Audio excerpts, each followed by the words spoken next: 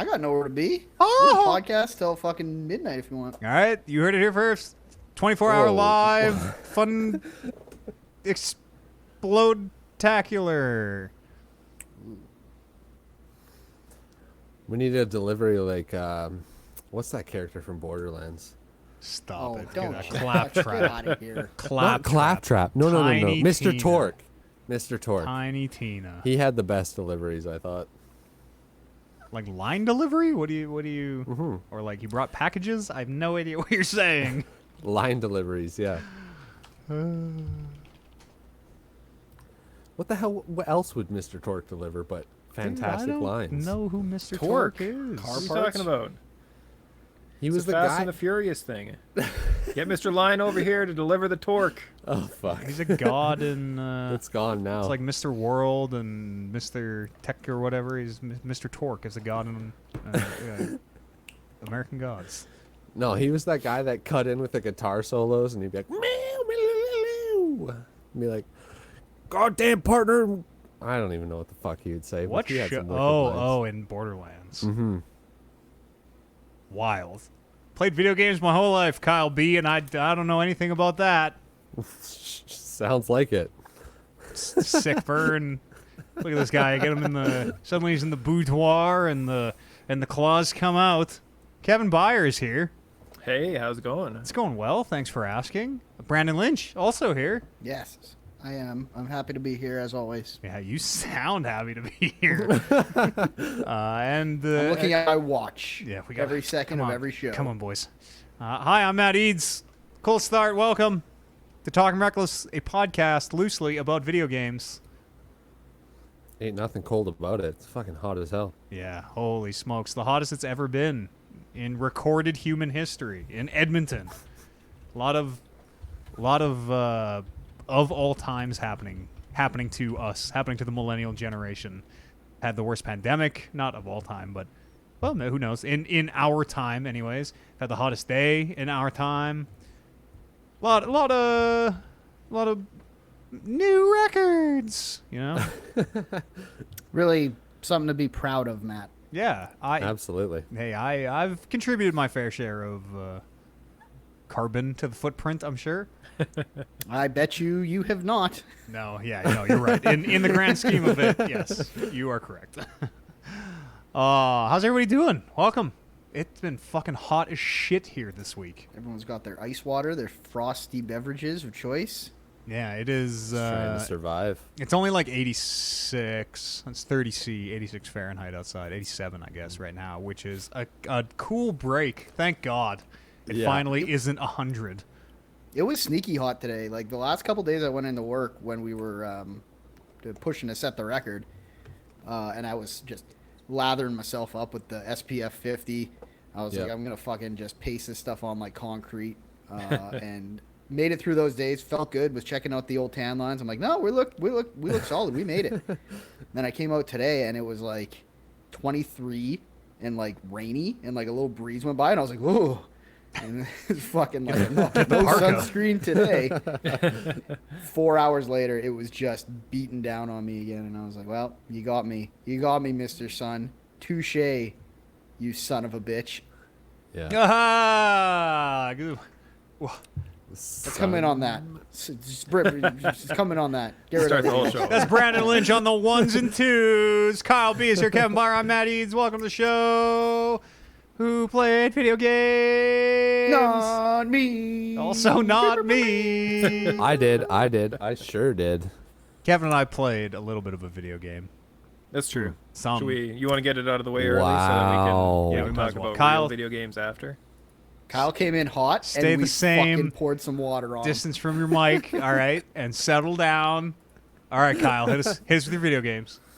I played some Mario Golf. Just came out recently on the Switch, the new one. It is fan-fucking-tastic. If you guys like Mario Golf for the N64, this is for you. Counterpoint. There's a lot of things in this game that aren't in Mario Golf. Have you played? Have you played this game or no? Have you played the like? It's called like Super Rush or whatever the default mode is. That is. I have. Not like Mario Golf on the 64 at all. No, and honestly, so they have the regular like plain Jane golf, and then they have the adventure mode, and the adventure mode is all that super rush mode. It's wild. You're like you're like running to your ball. I was watching Warren play. You Yeah. run, you hit your ball, and then you run to it as fast as you can. But you're like doing Mario platforming along the way, and like going up a tornado and stuff. Collecting coins. Yeah, each character has a unique like run ability. Different like obviously there's different weight classes. Bowser's really slow, but he can fucking just plow through everybody with his special. You all have stamina bars too. So each character has different size stamina bars, which kind of balances it out. It's weird. It's like It is, yeah. Mario Party meets golf, kind of. Yeah, yeah. That the classic mode is fucking fantastic. The new mode I'm not so keen on, but I'm warming up to it because the main adventure mode in the game is you basically just start out as an amateur golfer, 0 stats, 0 clubs. Yeah, And, living in a house with a bunch of other amateur golfers like Yeah. Charge and Chuck. Yeah. Wait, there's like a career mode in Mario Golf? You're not? Are Yep. you Mario in this one? No, you're one of your Mii's or whatever. Because that was the thing in Mario Golf was like if you Mii's? do really well, you might There's get to still meet Mii's? Mario. I think they're still Mii's. Yeah. Probably. There's still Xbox avatars. I also watched Warren update his avatar the other day. Yeah, video games don't make me play as my Xbox avatar. Fuck, what if they did, though? Doritos Crash Course did. That's right. The greatest game of all time, some might say did.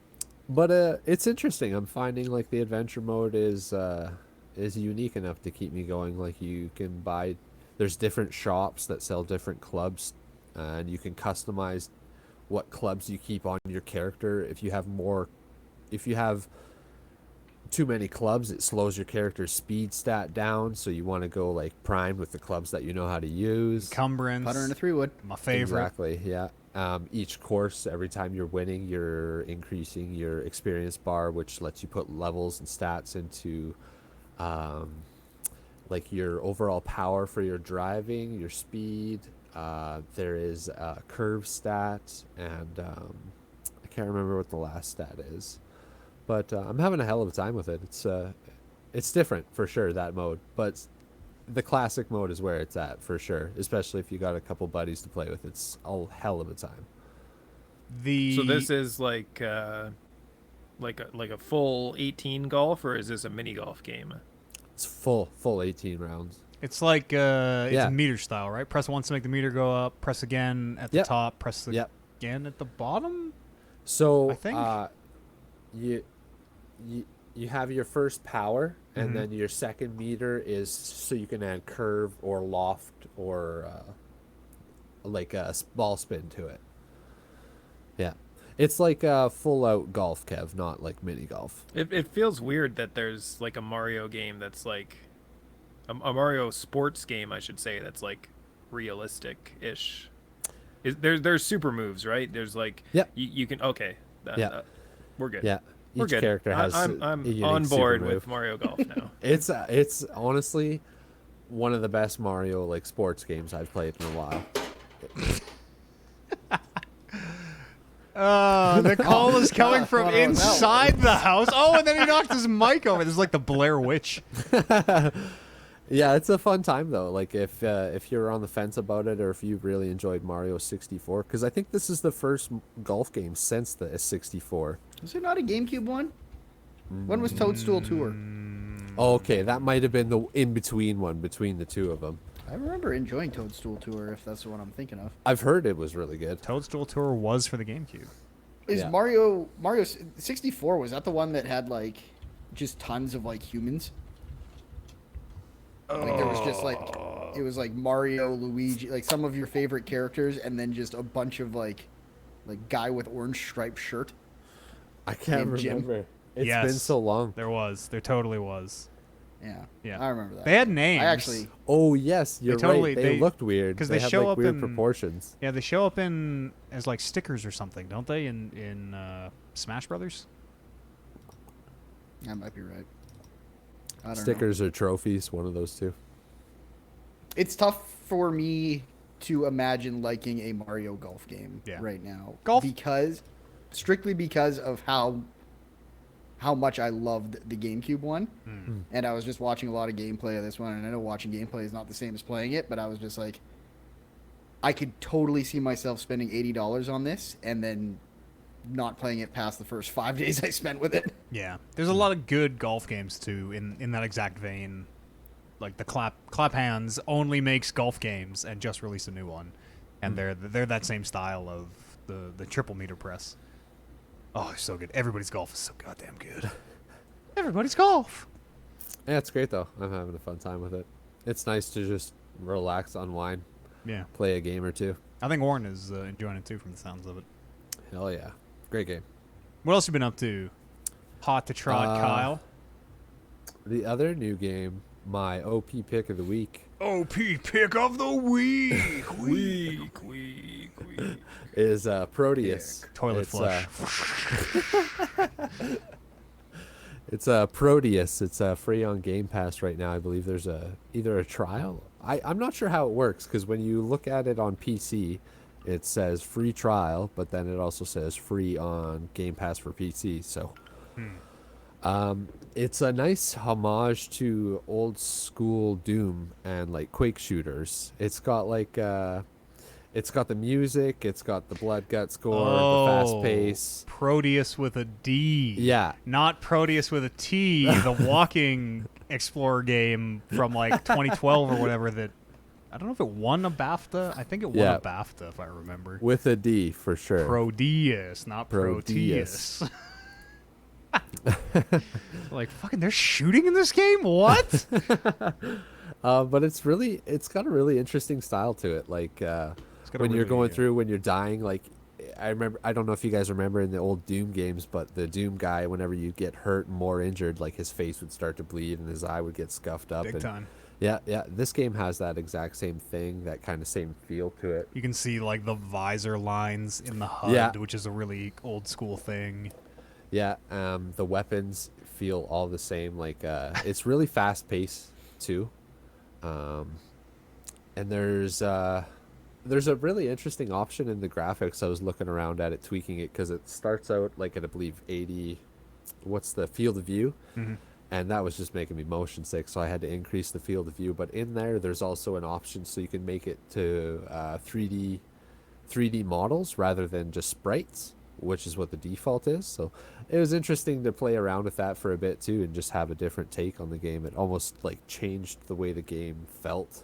Yeah, I mean it does, right? Sprites are 2D things in a 3D world. Basically, they're like flat. Yeah. Or sometimes they were across, but yeah. But I love that sprite style. It's really well done, like really well animated. it looks like Doom. Like just looking at these screenshots, we're like, oh yeah, hey, I remember Doom 3. Or Oh, whatever. they don't hide it for sure. Yeah. Do you think there's room? Like, does it feel good? Have you played Doom 2016 or Doom Eternal? Yep. I played Doom 2016. It feels really good. Yeah. It's really comparable. Like they don't, obviously there's not the movement and same like they don't have the grapple or anything, but it's like classic right to the core. Like you run out of ammo for a weapon, you have to switch to another weapon until you can find an ammo crate. Is it that same like Doom? Is it like is there a kill for health, a kill for? No. Is it old school? So you're It's run strictly around old looking. school. Yeah. Yeah, you're Yeah, looking there's for it. secrets all over you the gotta map. doing laps trying to find the quad damage. The one thing they really did pull from Doom is like the 3D map. When you first get your overall map, you can zoom out, you can see where all the secrets are and kind of peek in and see what you missed. It's like a whole 3D like model. And the levels are all either, I can't remember if they're user generated or randomly generated. Let's see. User generated would be create weird. an arena thing. And at the end of every level, when you go through it, it asks you, what did you think of the level? Was it good, all right, or bad? That must. I wonder if that would be randomly generated. Maybe they're looking for feedback on their like their generation algorithm or whatever. They do tell you it is beta, I believe. Yeah, early access on Steam. Yeah. But it's free on Game Pass. That's why I picked it up. I saw it on Steam and I thought it was pretty cool. So they have their entire album available for free in MIDI if that's a thing you're into. the music is like right up Doom's alley. Doom and old school Quake, like just guitar riffs behind everything. It's cool. Yeah. It's really well done. Doom 2016. If anybody hasn't played it, Doom 2016 is one of the best shooters of all time. It's so good. Yeah. So good. The music in Doom 2016 is so good. Yeah. Oh. No, the music in Parodius really slaps too. I really found myself enjoying it. Hell yeah. Yeah. Anything Worth else? checking out. It's I've been Proteus. playing MTG. Proteus on Steam. Yeah. Been playing some Magic, getting way back into Magic. Playing actually. or like wheeling and dealing, selling, buying and selling. Bit of both, I should say. I've been playing Magic Arena. I've been collecting again, and I've been trading and collecting again. Where do you do your trading? Do you just like online Streets. message boards like the OG days? Bring your Yeah, binder. so I'm in a few. My buddy Tavis, he is heavy into Magic consistently, so I have actually shipped out my binder to him because he wheels and deals online all the time. He's got he's a moderator and a reference page on Facebook actually, which is where he does most of his trading. I know And, some of those words. I mean, I Yeah. know all of those words, just not usually in that order. What's Yeah, a the- reference page on, like, why? Assume So- I haven't used Facebook in roughly 15 years. A reference page is just a custom group that they've made for Magic the Gathering and trading online, because obviously trading $100 worth of cards to someone online is pretty sketchy. So Hey, if you have a reference page that people can let other people know interactions you've had. Tried to sell a $10,000 computer Yeah. online. Yeah. Exactly. So What that's what reference pages are for. You avoid them. I'm rich, is what happened. God. Yeah. Sorry, Kyle. You don't have enough references. You got to send first. Exactly. So I'm not that's why, sending until you that's get. why I just shipped them out to my buddy. He's got fucking hundreds of references, so it's good. Why? Yeah, I've been slowly rebuilding. I felt kind of spurned after Wizards banned a certain card in my legacy build that literally just plummeted the price of the whole fucking deck, and I was mad about that. So What card? Gitaxian Probe. Oh, I mean that card was broken as hell. I mean, they've it's- had it out for years. It's very surprising it wasn't banned before, to be honest. Yeah, but that honestly was a legacy staple. Why modern why staple. is so this will be nothing to no one who or nothing to anyone who doesn't play Magic. It's a blue sorcery. Look at target player's hand, draw a card, and the cost, I don't know what the word for it is, but it can be paid with either 1 blue or 2 life.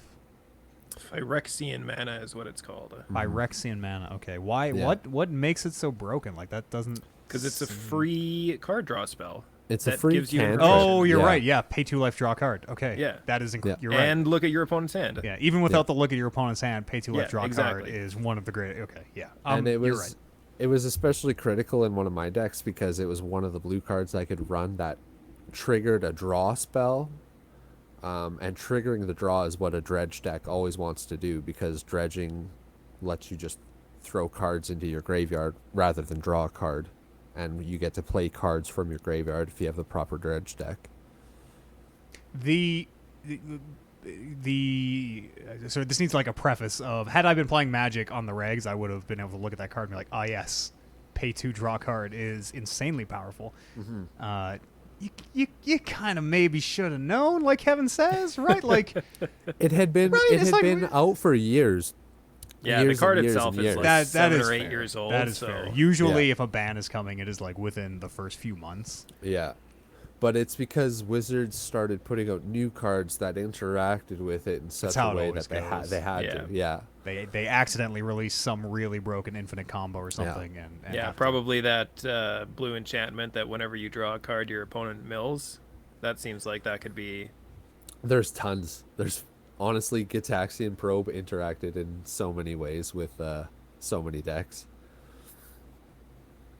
So you're doing Yeah. the like sneaker head thing, the scalper thing of like I'm gonna buy these cards, I'm gonna sign up, I'm gonna buy these limited masters packs or whatever they were, and I'm gonna sell Suitcase these full of for- cards Sit and on a 'em. suitcase full of cash. For a Sit on premium. them. That's right. Well, if you're a Magic collector, you have to almost have to buy into those secret layer packs because they're the best bang for your buck that you're going to get. Even an unopened pack anywhere in the store is going for $90, and you buy them for $40 alone right off the gate. They're like a preset roster of cards, right? It's like they just will have one of X cards, and all these cards are expensive and very powerful from years past. They can be, yeah, potentially, depending on the print style and like the artist who does them. Like with the ones you were talking about, we were discussing earlier a few weeks back, those Phyrexian, they're called the Phyrexian Lords, and they're staples in any EDH deck, which is a commander format that Wizards put out a few years ago. What does that even stand for? Elder Dragon I don't know what EDH stands Highlander. for. Highlander? Elder Dragon, Highlander? Highlander? was what it used to be called. I'm glad I remembered Elder Dragon at least. There you go. You got it. But it's a format that in Magic Nerds. where you have one of any, you can have 100 card decks, you have a commander, and you can only have one of any card in the deck, rather than playing four ofs, which you would usually in the format. It's kind of like, it's almost like a Hearthstone fusion where like you have a hero that has a unique ability and everybody starts with a commander, and Yeah. and apparently it's super popular. It is the most discussed form of Magic in like any of the online communities I'm a part of. Everybody's always talking about EDH. Yeah. Yeah. And it's really popular because it lets people jam their fucking $10,000 collections into a deck that actually works properly. And it's easy to only get one of a card, where in Magic the Yeah. cap is 4, and you need 4 of your most expensive, Yeah. powerful cards. Yeah. Well, and EDH is really all about combos. Like, it's who can sneak their combos in the quickest and win Did you the guys game. hear that? Yeah. What's that? I don't know. Somebody Sounded was like a- comboing off on the Yeah, I think just Warren- off camera. I don't know if Warren just like speared someone through the drywall or what that was, but it scared the shit out of me. Yeah. No, it's an interesting format. It's not for everybody. I don't play it because I like the deck interactions needed to actually thoroughly make a proper commander deck Yeah. is nuts. It's like dealing coke. I don't do these Magic cards, but I buy and sell these Magic cards. I'm a part of a community called Tapped Out online. It's a website where UFC. it's just a All have Magic. tattoos.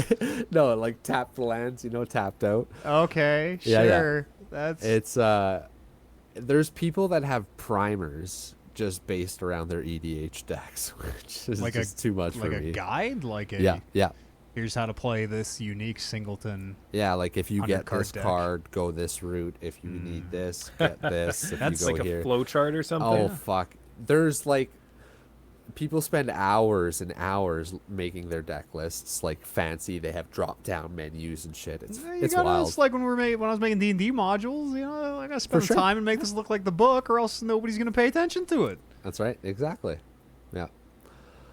But yeah, that's been my time spent. I play a bit of Warzone because they balanced out the weapons. They nerfed a bunch of them, which is nice. This kitty does want pets, Kevin. You're right. Yeah. Wasn't even paying attention. He's like, yo, what's up? Why you stop? People watching the video will see my very polite cat, who always asks when she wants more pets. That's right. She's been, her ear is all fucked up. You guys want? I can complain about my heat. life for a little bit. You guys want me to complain about my life? Yeah, it's my favorite segment. I know it's everybody's. No, I'm not really going to. I feel like this whole podcast turns into me complaining about my life. But I served papers to a landlord, I'll say, 2 days ago, Fuck. and I don't know if Did I you had do it to. yourself, or did you get Yep. someone in a fancy suit to do Nope, it? I did it myself, and I don't Hell know if yes. I don't know if I had to, but I said you've been served. Oh, yeah. And Don't then- even do it if you're not. And then I gonna do the walked line. away. So Right. the place from, I have no idea how much this is made on the podcast because my life is just a blur at these days at this point. But the landlord from my last place is just keeping my damage deposit, I guess. I haven't got it yet, and it's been a month plus 2 days. So taking them to court, even though it's been a big like fuck around the whole time. And long story short, sent them the picture of the court filing after it was done. It's like, hey, there's a fee with this. You sure you want to do it? Because once you file that you paid, you can't get it back. That's not true at all. You get the court filing back if you win your suit. Well, that's right. I am billing the price to them. Yeah. But Right. I sent them a picture of the filing and was like, it's filed. I guess I'll see you in court. And they're like, well, checks in the mail. Checks in the mail? You wanted how much? Extra $7? It's on the way. Or whatever. But like now it's $7.50 now. well, now it's $75 extra dollars because now they're like, well, here's your $875. Like, well, no. Now it's $75 more because I had to file this fucking thing for you to send me even respond to it's been terrible. I would put money on the fact that they don't even show up to court and you just get a default judgment. Oh, guaranteed, absolutely guaranteed. Yeah. But like, it's just been so stressful. Where like the computer thing the finances are dire. I'll say the computer thing happened, and then to have 875 bones just missing from your life, and another like 75 on top of that to pay for somebody else's rampant stupidity. For sure. Don't come So at a stressful, desperate man. sure. Yeah, truly, like it's fucked. It's hard to deal with, but at least I got to tell somebody they were served, and that worth felt very $75 alone. yeah, that felt very cathartic. They had no idea what had happened, and I was great. It was like they were bewildered in a way that I was like, yes, that was exactly what I fucking. I either wanted to like down on their "Whew!" desk. Yeah. No, I had to like knock on a door and hand them a paper, and they like I'm like it was expected where I'm like I'm bringing these papers to you, so buckle up, and gave them and they opened. I'm like, you've been served, and then just fucking shot out of there. I'm out of here. Like a bullet. You got experience now. I'm sure you could get a job as one of the people who serves people as on the regs. I think I'm a lawyer now, technically. I mean, yeah, at least a partial lawyer. Yeah, I haven't been sworn in Speak yet. the But legal- Maybe Please. 25%. I expect they'll swear me in whenever this gets taken to court. So Yeah, that's right. So who There's knows? a movie called You Got Served that I'm fairly certain is about this. You should check it Yeah, out. it's the You Got Served 2 as well. I remember seeing that was Stomp like the Yard. Oh, that movie was no, that wasn't You Got. I I always think of remember Pineapple Express. Seeing all these like movie adverts growing up. Brando hit it on the head where those movies exist in some combination. Yeah. Oh, Steve Harvey's in one of them. Steve Harvey's a judge who holds the money you in his hat. in remember way one of more them. than I do about any of that. High school musical, no. I remember there being competing dance-off movies, but it's Step It Up. Step. Thank you. that's Yes, the one, yeah. yes, yeah. Knew it. There was a bunch. Was it Step It Up or was it just Step Up? It could I have think it was been. Step Step It Up. Up. It's got Channing Tatum in it, I think. I think it was Step Up. Yeah. but that's good remembering. Yeah. I think it's OG Tatum. What happened to when he had long hair? What happened to the like the dance-off genre? You know what happened? We don't get a lot of those. We didn't support it, Or Yeah. and maybe, now here we are. maybe No, we do they've- get a Look in the lot of mirror. those They've movies. evolved into singing Superhero. Yeah, movies they're now. musicals Now now. it's musicals. Yeah, Cats. so they can get both their dance numbers and their singing numbers into the same movie. That's smart. He's Really, right. just get it done as fast. right as you again. Can. Yeah, That's right. exactly. Yeah. It's like back in the day, you would have Step It Up and you would have Sister Act as two different movies. Mm-hmm. Nowadays, it would be Step It Up, Sister. Ah. Yeah. Where's my question And it is would be problematic in some way. Yeah. Up act. my question is where's the follow up to Drumline? Oh, that movie was dope. I believe there was a Drumline too. Was If we're there? gonna- I think if we're- so. Yeah, I do not. I believe it may have been straight to DVD. Was that the name I- of the movie that we watched for the Talking Reckless Film Club? No, Drumline? Whiplash. No, we watched Whiplash. Oh, Whiplash. Yeah, I was hoping it was Drumline because that movie's dope. Yeah, Whiplash is good. It was hell. Drumline's also Drumline. good. Drumline is good. Yeah. What is? There is a Drumline too. It's just called A New Beat. Does it also have Nick Cannon That in checks it? out. Gross. Yes, it has Nick Cannon in Oh it. yeah. The Talking Records Film Club you can find on our Discord. Just go to the website talkingrecords.com. Join the Discord. I have no idea what What's the next vote for? humans versus technology. Technology. Humans versus Yep. machines is Hell of a list up Yeah, there. I'm not sure what Yeah. we're watching tomorrow. For those of you watching live, we're watching something Um, Saturday night. I'm looking. I know what we're watching tomorrow. I just need to give my phone a shake. Upgrade. No, The that's Road to another El Dorado. That's the one. It one. was K. Yeah, somebody was talking about that. That is like one of my favorite films as an animated That was one of my favorite animated films as a child. It's one of my favorite films as an animated child. There you I go. would have guessed it was like a western. No, it's like a Disney-esque. Oh, Yeah. really? Yeah, it's got a heck of a, DreamWorks. there's like a real obvious middle finger in it too. Really obvious. Like just flips the dude off. Plain even as a whatever 8 or 9-year-old, I remember like I can just give that guy the finger. Heck of a. I played a little WoW Classic this week. Kevin and I played. When I say a little WoW Classic, Kevin and I played like I don't know 40 some hours, a work week and then some of WoW Classic this week. I don't think it was quite that much. It I took think me. Sorry, go ahead. Saturday, I know I put in a solid like 14. I think I put like a 12 to 14 shift in on Saturday, last Saturday. Jesus. Sunday, I want to say 8 because I didn't get my full double reset on the Frond.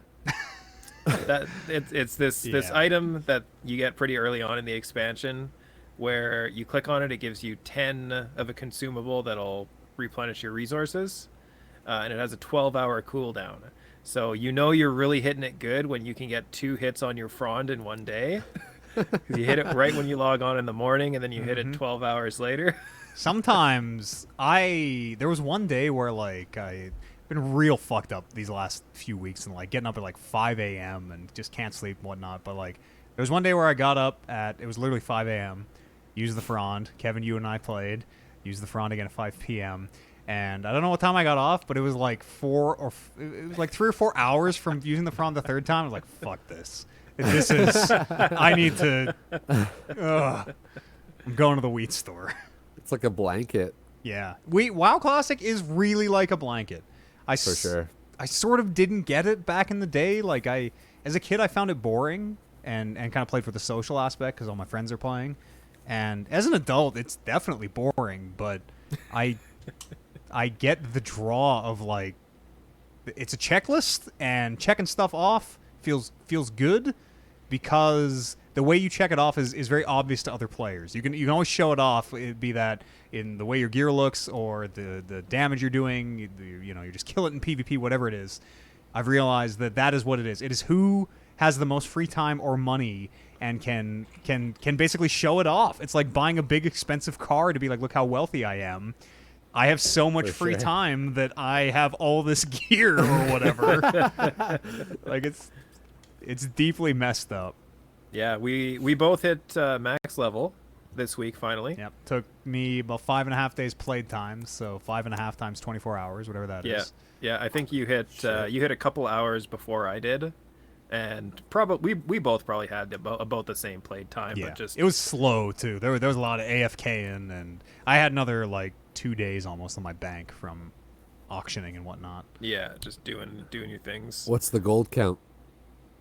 Low. I've been buying stuff. I've been like, if I was to put all my materials and stuff into a number, because I started with 40 gold, and I'm probably up to like, I mean, including the mountain stuff I spent, I'm probably up to somewhere around 3K, give or take. Nice. But, like, so you I'll- finally got your mount? I got one of them. Now I need to, Kevin had to loan me the money, and I'm paying him back in goods over time. But So Matt texts me today, sends me a Slack message and says, "Hey, it's the daily instance. Do you want to do this daily instance today? Because every day there's a specific instance that you do, and if you do it, you get extra rewards." it's actually 2 of them. Oh shit. Yeah. So I said, "Yeah, I'm at my COVID shot today. I got my second COVID shot today." And I was literally in the waiting room for the 15 minutes to make sure, I don't Yeah. explode pass out. or whatever the Anaphylaxis. other Magnetized to the things can wall. happen. They're worried about anaphylaxis. I don't know what that is, but It's the don't swelling, have it. swelling of your You throat. go into anaphylactic shock. Yep. So I'm trying to lift my arm right now and it's hurting. Yeah, the muscle pain was a big one for me. The Yeah. next 2 days, I was so fucking sore, but that was about it. Yeah, so I say, sure, I'm on my way home. I'll be there in about half an hour. We'll get it done. I log on, and first thing Matt says to me is, "Oh shit, there's a pug gruel raid going." Which is the first like 25-man thing at the end of the new expansion. The first kind of like the first raid, the first hard raid. Yeah. 25 people is a lot to Yeah, you get everyone coordinate. together, everybody does their job, You kill Yeah. the boss, you get fat loots. So I actually had to be sold on it. Yeah. I was thinking to myself, oh man, like, are we really ready to do this raid right now? Like, we used our last 2 levels to farm instances to get gear. Yeah. So 68 to 70, we just instanced the entire way through. Which is Didn't do any the quests. for anyone who doesn't know, Brando. I see you like it's a group. It's A frond, you say? 12 hours. It's a strike. It's a group. A 5-man a dungeon. 5-man dungeon. An instance. Yeah, so we were using those to get our experience and to gear up a little bit. It turns out there are a lot of things at the end of the game. You end up doing those dungeons literally hundreds of times. So why Yeah. not start before you So hit yeah, that? get a couple head start in the bin. I think that was the fun part. I think that's where I had the most fun in while I was just doing those instances. Yeah, that's where I have the most fun. That's Me too. That's why I level the way I did. Yeah. Classic 1 to 60, I did the same thing. From 52 to 60, I did instances the whole way through. Yeah. But yeah, so I was thinking that, you know, we're not quite geared enough yet. We hit 60 like literally 2 days ago. We've been doing a little bit of stuff. We've been getting a little bit of gear, but 70. I for sure felt that I wasn't ready. Matt's been getting a little bit better drops than I have, so he's more geared out than I am. I legit thought I was ready. I think I am. But like I'm at there are like thresholds. I'm at the hit cap. You know, I hit the first threshold. I am. Listen, we did Gruel's 14 years ago when I was a 15-year-old and had no gear. I'm sure that we can do it now. Yeah. So he convinced me to go. We both get into the group. Takes forever to fill. Takes missing, forever like, to fill. We have 24 or 25 for like 45, 50 minutes of everyone Yeah. just standing there. And I think we had about 2.5 hours from the time where the raid actually started that's right. to when we had to leave for the podcast, because we're like, okay, well, we have a 2.5 hour window. Yep.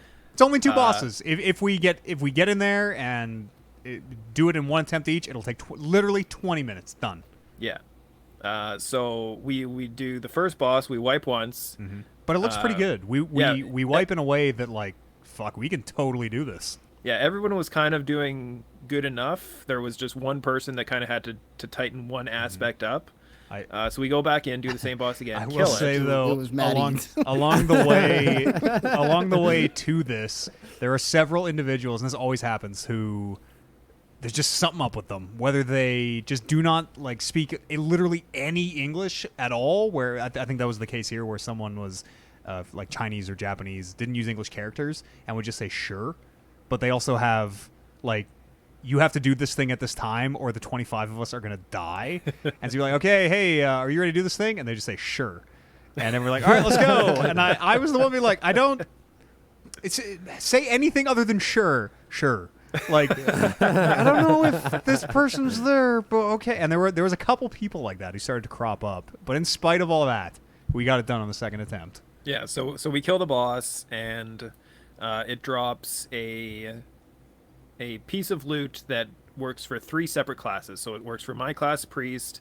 It works for Warriors, which is another class, and then I don't remember who the third one is, Shamans or something, some unimportant class. So it comes down to it, and everybody gets to roll for the loot. I'm one of the classes who can equip this thing, so I roll for it. Well, at first you're not gonna roll for it. Yeah, you're like, this is worse than the one I have. Exactly. Like I was originally not going to roll because it's technically not an upgrade for me, but because the piece of loot that I'm getting in the future is leaps and bounds ahead of this thing. So I figure, you know what, I'll pass on it. I'll let someone else roll. I'll let someone else get it so that they can have a big upgrade. The angel appears on Kevin's shoulder. He's like, pass. You don't need it. And then I appear on the other one. And like, we don't know these people. Fucking roll. Who cares? And honestly, the only reason that I did roll was because somebody, the roll is out of 100, so obviously highest roll wins. The only reason I rolled was because somebody rolled a 92. So I'm thinking to myself, well, there's no way I'm going to beat it for 92, so I'll just roll and get it out there. So I roll and roll 100. Boom. That's it. So I get this thing. In raids, there's this aspect where you have one master looter. So the master looter assigns this loot to a person. Yep. But Blizzard put in this feature where if the master looter fucks up and gives it to the wrong person, you can still trade that between anybody who's in the raid for a 2-hour window. So immediately one of the people who lost the role messages me. And this is one of the people that, like, I've been keeping an eye on as a asterisk of, like, what is up with this person. So one person immediately messaged me and says, hey, I will buy that off you for 5,000 gold. You even told me, too. You said this after. We'll kind of get there. But you even told me. I was like, do it. Sold. Do it. What do you... Yeah, I didn't even have to think. I was, like, replying and, like, sold. Whatever. I would have taken 500 gold. Yeah, let alone like 5,000. I probably would have taken, like, he if they would have offered me, like you say, 500 gold, I would have thought about it, and I probably would have sold it for 500 gold. Hey, if you're listening to this was your fault, by the way. You overbid. And yeah, like, immediately accepted the offer, and then dude opened the trade, gave me 5,000 gold, I gave him this item, which is... and both of us are happy. And it's a key amount too. There's a, like, arguably the most useful item in the game costs 5,000 gold, and you get it. You get your epic flying mount, which just makes you move faster, and it's a very big world, and there's no fast travel, so you have to get across it all. And Yeah, it is so- 5 times faster than the regular one. It is fast. Really? 280 if you get the really fast one. It's 310 if you get the one. from Damn, the I raid. should have bought that. That is fast. Super fast. Yeah, faster than, because the fastest running mount on the ground is only 100 times fast, or 100% faster. But yeah, and then obviously as soon as we make the trade and a couple minutes pass, 5-10 minutes pass, I start thinking to myself, I'm like, wonder what I could have got that dude up to. Yeah, that Like- was the thing where, like, fuck, we should have been like 7.5, 10K.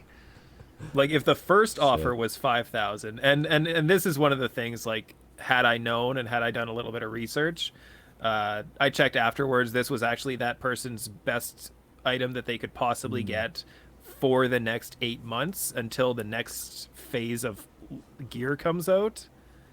Wow, So- that makes sense. So yeah, this person will use this thing for 8 months. So they're happy, I'm happy. That's a lot. That's more. That's a ton. There are a lot of, you see items like that, the best in slots selling for like 1,000 or 2,000 gold. 5K is a untold fortune in Burning Crusade.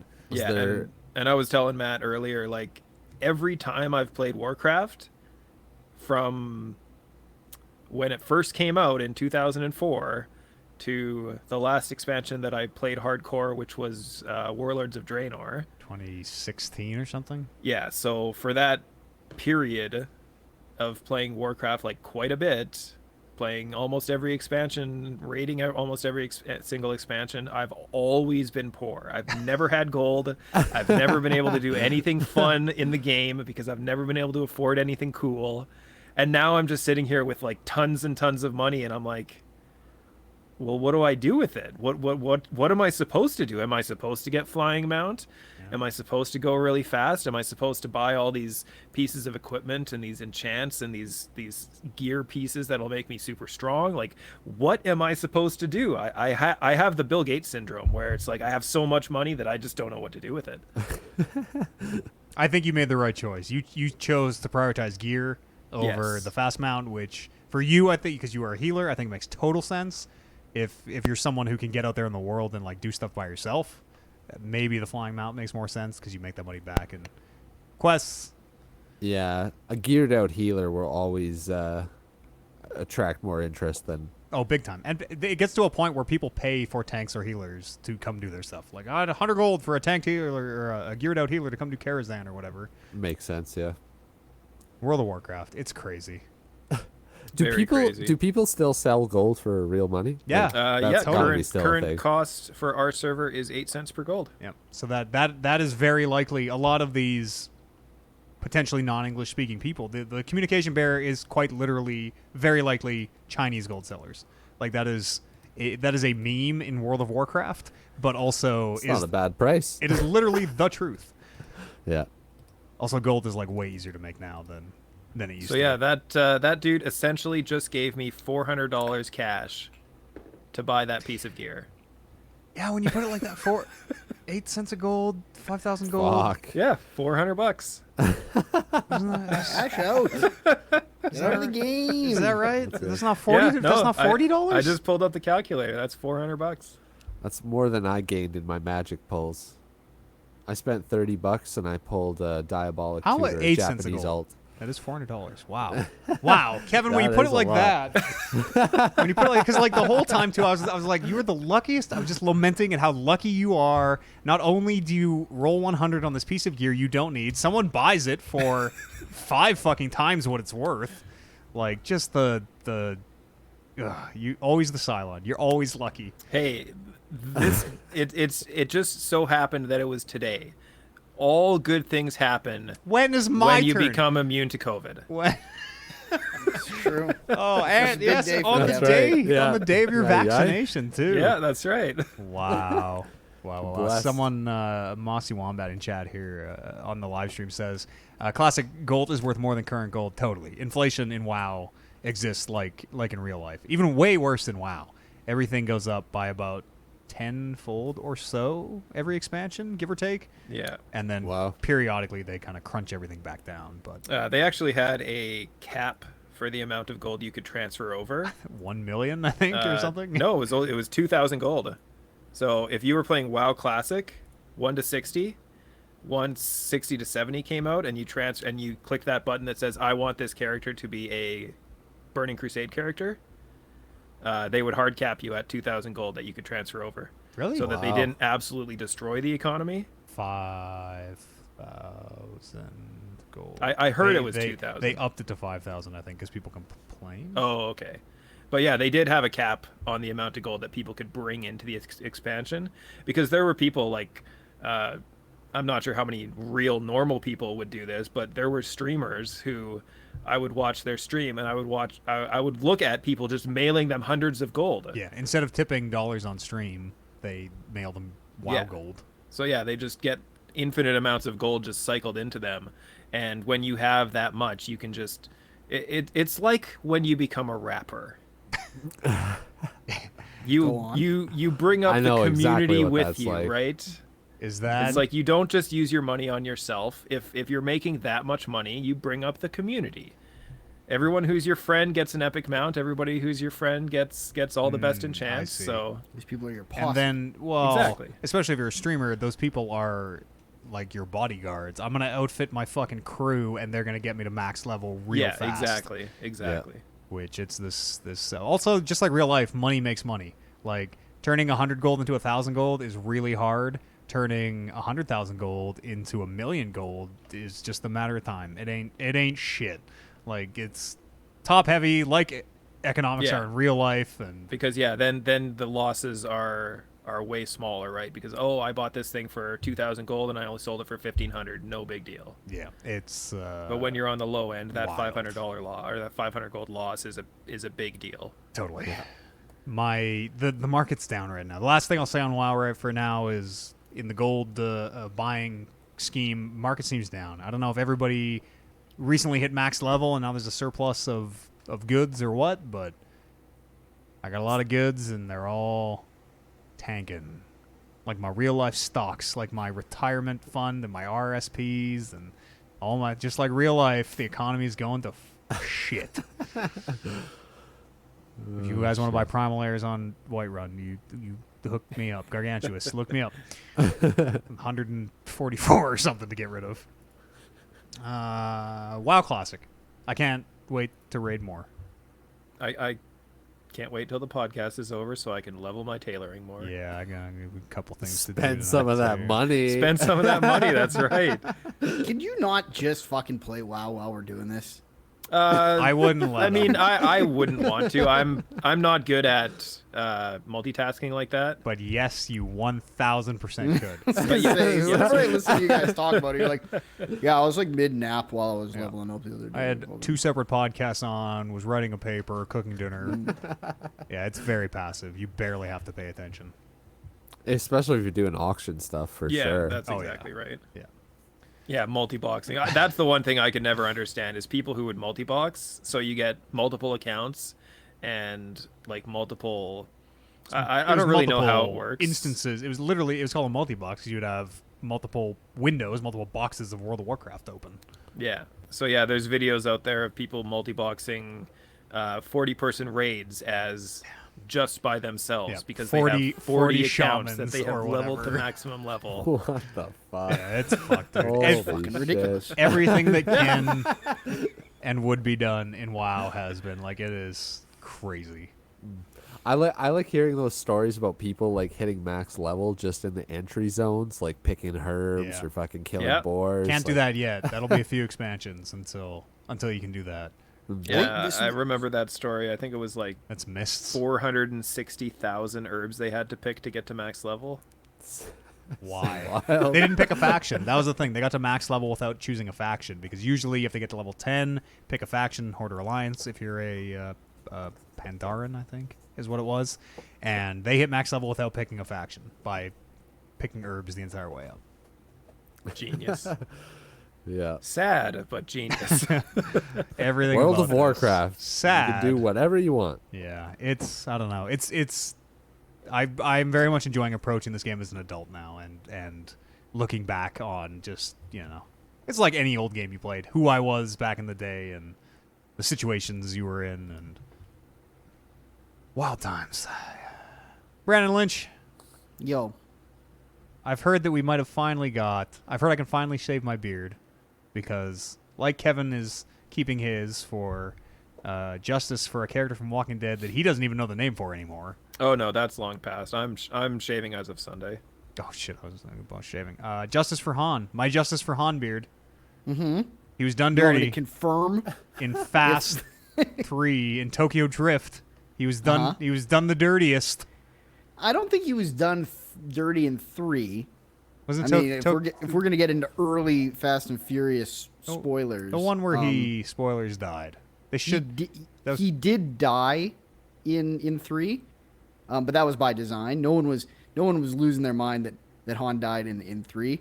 It was kind of I think where the Justice for Han thing came up was when they revealed that Jason Statham's character killed Han, which was revealed, I believe, in 7. Makes no fucking sense.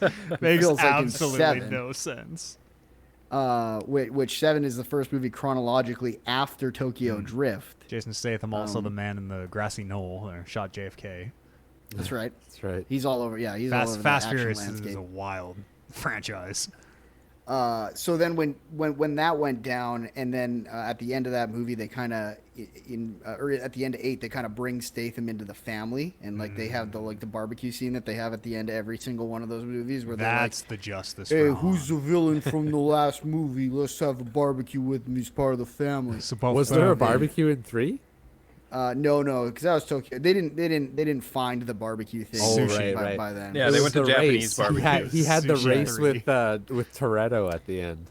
Yeah, exactly. That was the only tie to the rest of the franchise at that point, which they've really brought that whole thing back around in Fast 9.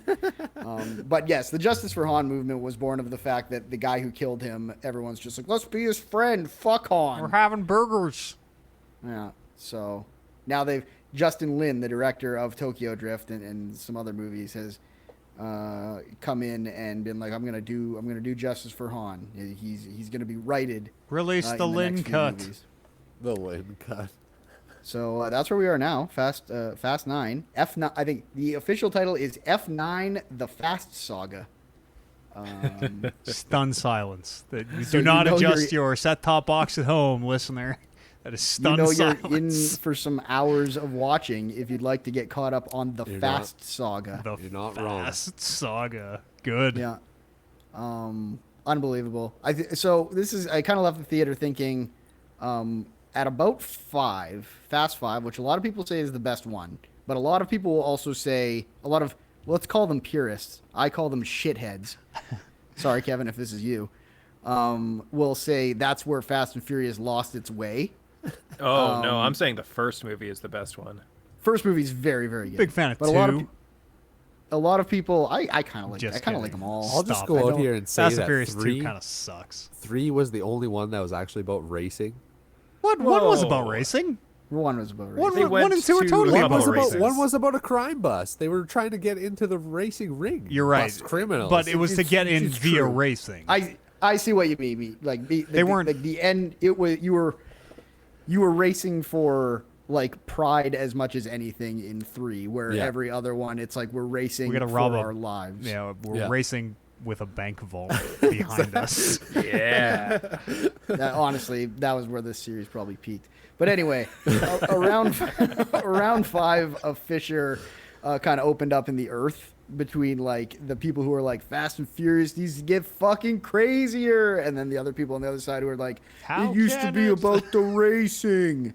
And I feel like F9 is like at the point where it's splitting again, and the people who are like it needs to get crazier, a lot of them are now being like, okay, this is too much. What's happening? We got what we And then- asked for. Ah! And then me, who's on the other side of that one, is like, no, keep going up, go higher, go faster. It's anime at this point. It is like 10,000. They're gonna blow up the moon. Fast 10. They're gonna blow up or have to stop the moon from being blown up. Yeah, I That'll feel be like the that's heist. honestly fairly realistic. The MacGuffins in these movies have just taken like it's always named after a god of war or a deity of death, Jupiter. something like that.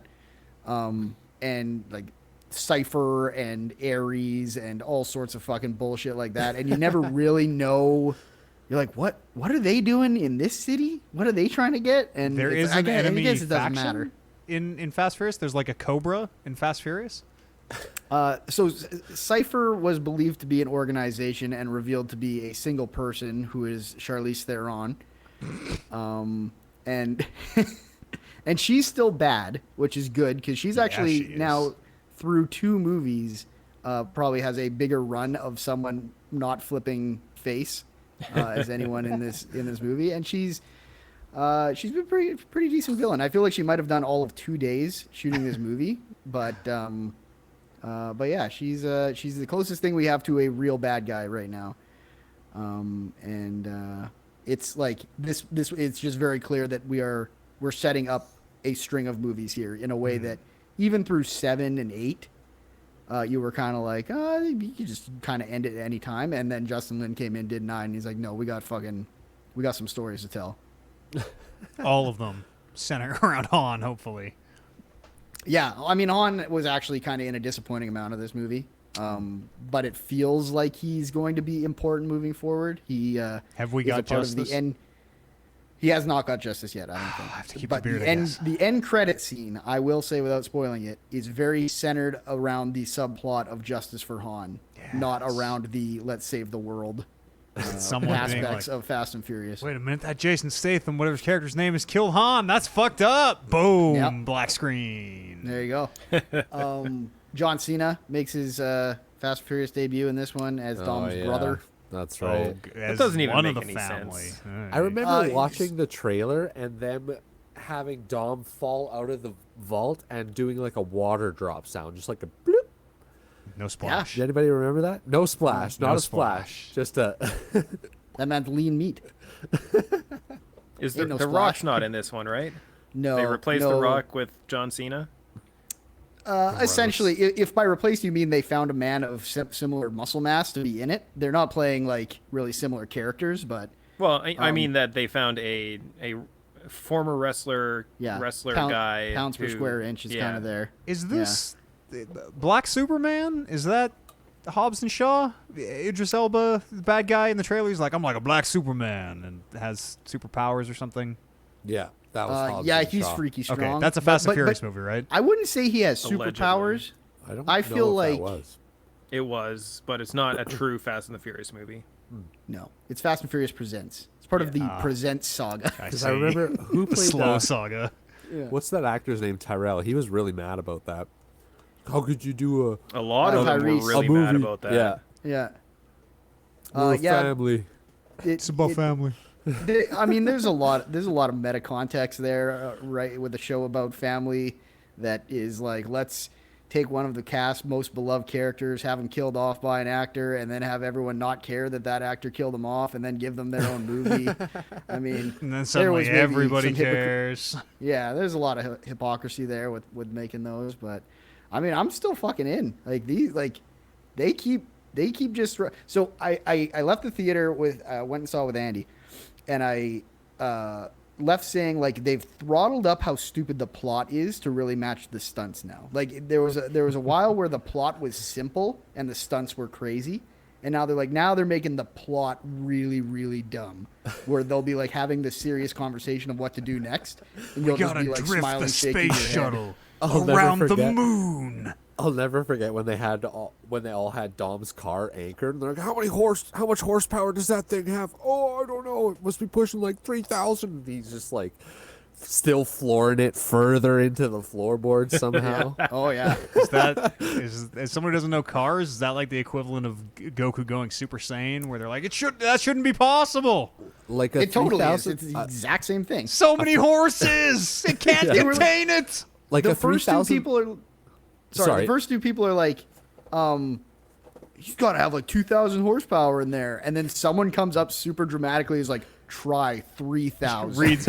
Plugs the thing into the engine and reads it. It's like, oh, And then over it's, 3,000. it's not even over yet. Then a different character is like, try 5,000. And I'm like, imagine being the fucking idiot who cut that by half when they were guessing. Like, these guys are all supposed to know cars. It's like, oh. Didn't even I know thought it that's was closer a to 2. 5,000 horsepower car. Yeah. So, I mean, to put that in perspective, like 5,000 horsepower, 3,000 horsepower, you're getting into like top fuel drag cars. I mean, if you like, just you It telling did not me really that, put Yeah, it into no, perspective. I was gonna say, just you- all. just you telling me those that are, like- that's a real car made me think, oh, that is more grounded in reality than I thought. The I thought you were stunned going to say like, silence after that. this is just a rocket ship. That's on par with a rocket ship. Crickets. Pretty much, it might as well be. Like, It's a lot of horses. That's you like know, you they're couldn't those fit really that many long horses cars in this with room. the fucking huge tires. Tell And you like that much. whenever they accelerate, the tires are all Oh, fucking yeah. squishing and shit. Those are like 4,000 horsepower. That's a lot of I mean, horses. I'll take your word for it. A horse I is mean, a Dom's horse- car was 5, so Most average horses are actually stronger than 1 horsepower. Also, I think a horsepower is not really the power of an average horse. Apparently, one Dom top nicked- fuel dragsters can go average between about 7,500 to 8,000 horsepower. Oh, there you oh go. shit. And then that'd be a perfect. on the It's low over end. 9,000. That'd be that. This one's over the top end, 8,000. It's 9,050. The recorded smashes peak is his meter. 11,051 horsepower. This thing during is a broken. test in California. Jesus. Oh, So yeah, 5,000 on Dom's car is no big deal. Like Dom's That's nothing. Dom's the king of horsepower. So if anybody can get there, it's him. The new thing they were doing in this movie was the magnets. You have a device in the car that can attract or repel like with bullets. an electromagnet in the car, which does not adhere to science. In No, that seems like that would fuck up your car. Yeah, like Yeah, what, it seemed what to can be- you do with it? They lost yank me another when they car were- into your van. If Oh, you you needed just- to. you can just, like, if give you a were like, pull hey, we of- need that car in our van right now. Someone could just pull the thing, Do the and cars it could pull somehow together? leave the lampposts.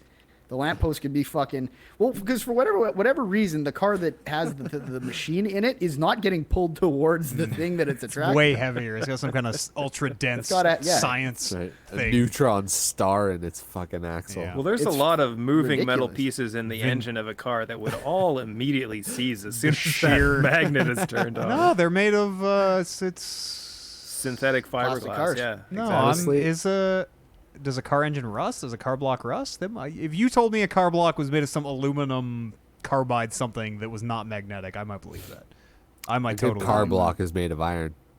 All right, I'll take your word for it. Yeah, cars are definitely made of iron because you can stick a key to the bottom in a magnet. They definitely have some iron, nickel, or cobalt, right? And those are the Yeah. a lot of science. I don't Anyways, know. Sure. Regardless, they were pulling cars across the board, and I leaned over and whispered to Andy, "Why aren't the mailboxes moving?" And it's a good point. it's It's that was it. directed That's fair. field. Yep. Can Write they that like one in? Ask the director. Can they like magnetize to the bottom of a bridge or something? If they're like, we got drive off the bridge, but turns out they like suckered onto the bottom. Hot Wheels style. Yeah, I don't see why not. I feel like they could just Magnetize. fucking pull the bridge with them if they wanted. Like it seems Yeah, like that's those the next magnets can one. do whatever they want. drag the bridge behind the tank.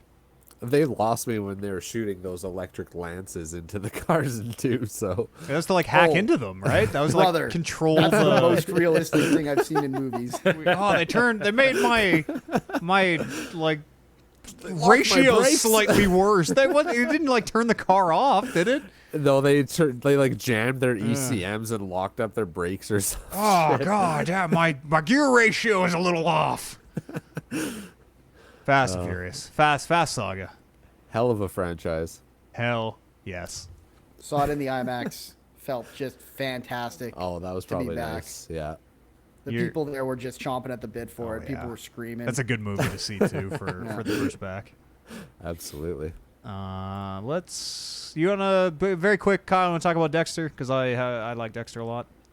Oh yeah, I just recently started watching Dexter. It's a good show. Fuck, is it ever? I somehow passed over it when it was coming out, and I'm just crushing it now on season 3, and I'm loving it. Like, Yeah. just everything about it is really good. Did you know? I think it was seasons 3 and 4. I think it's definitely right around there, maybe 4 and 5. Michael C. Hall was going through like chemo. He had cancer, and Really? it's a wig. Yeah, in I'm pretty sure it's 2 full seasons. He's wearing a wig because he has no hair from the chemo.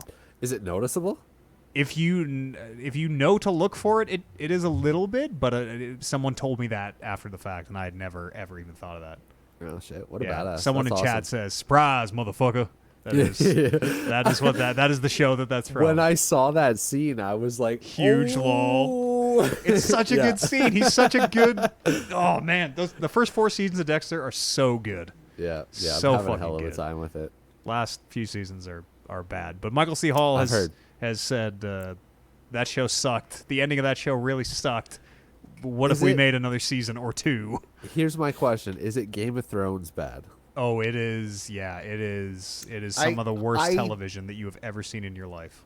I think I was more disappointed by Game of Thrones because of how much I loved that franchise. But I think the ending of Dexter is world class bad ending. It is. Okay, so I should just watch everything up to the very last episode. Watch it No, all. you gotta watch it all. Yeah, watch it. You gotta feel what we feel. Watch it all, but just know going in like Game of Yeah. Thrones. It is an incredible ride, but unfortunately, luckily it's broken up into seasons. Unlike Game of Thrones, it's not one overarching story that they started telling. It is totally season by season by season by season.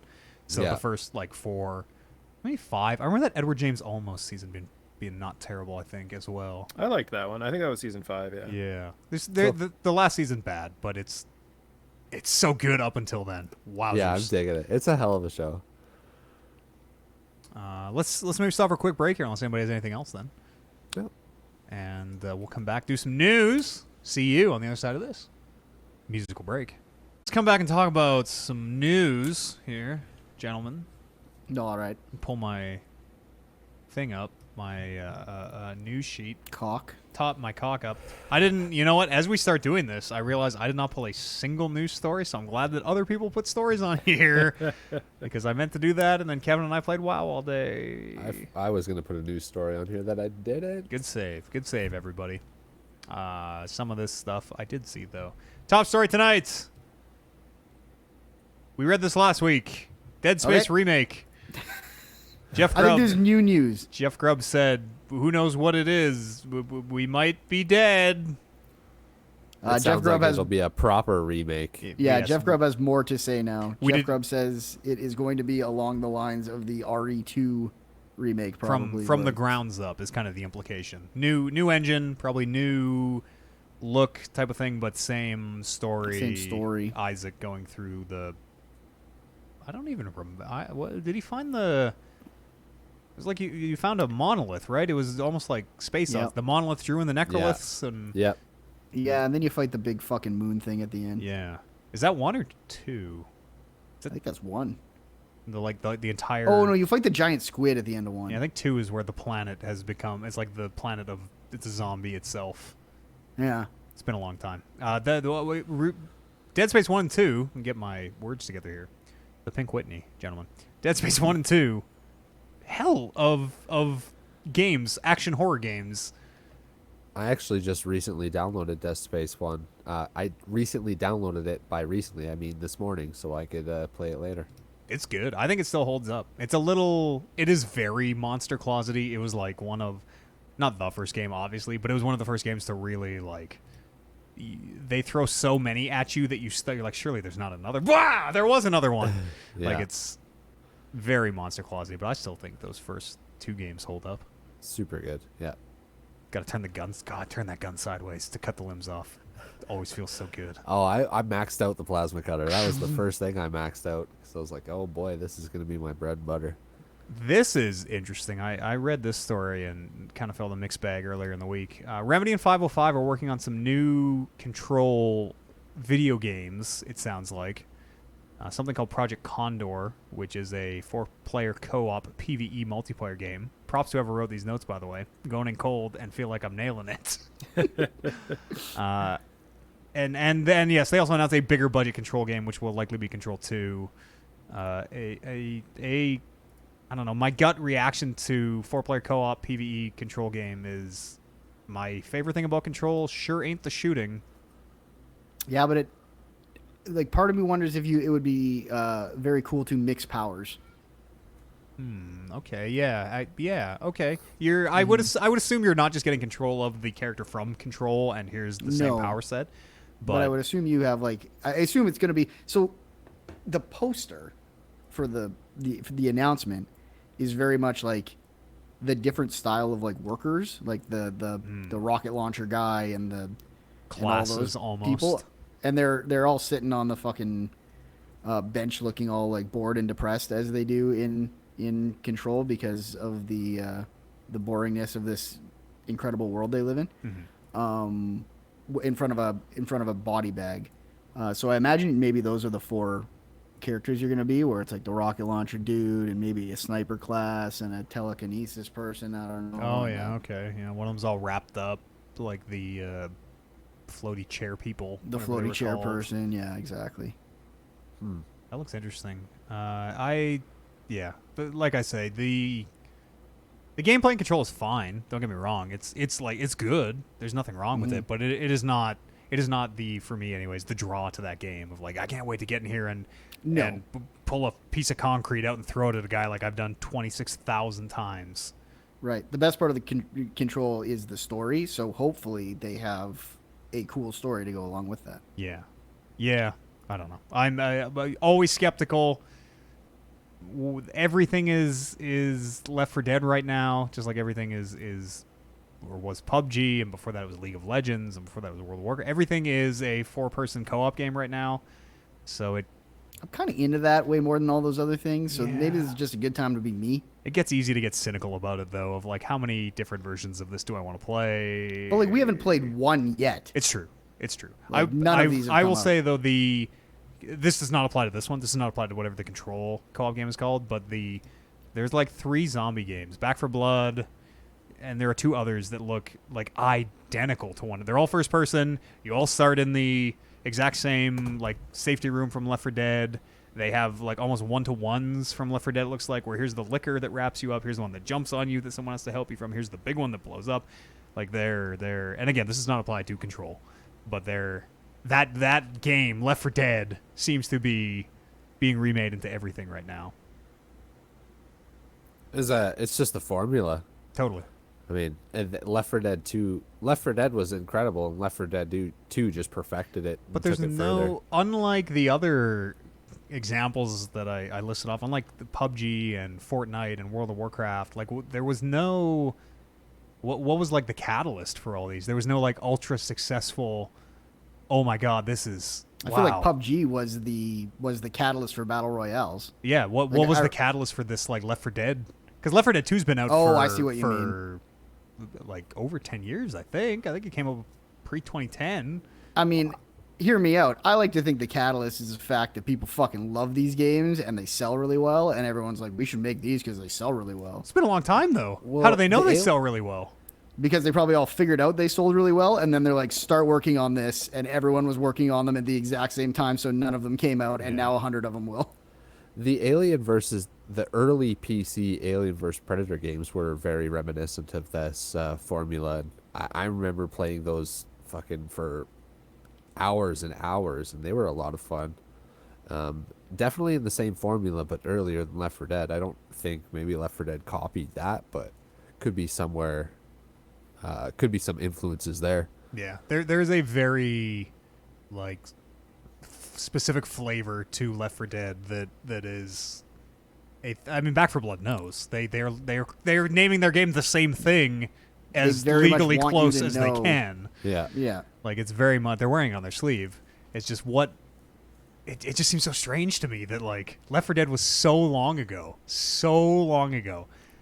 and And I think they've like just World never War nailed Z it since didn't then. do well, and yeah, there have been a few since then that haven't really like taken off in the way that Left 4 Dead kind of did. Someone in chat says AVP2 had dope multiplayer. They're right. That was one of Super the. It wouldn't be like one of the first. That was one of the first games I remember playing at a cafe, an internet cafe. Yeah. Had AVP2, and everybody was playing it. Yeah. And also it was in Spanish on one of the computers for some reason. That's where I learned that Yugar, or maybe it's Jugar, Jugar, I think, means play. I think, or start maybe. I don't know, because it just said Yugar on the screen.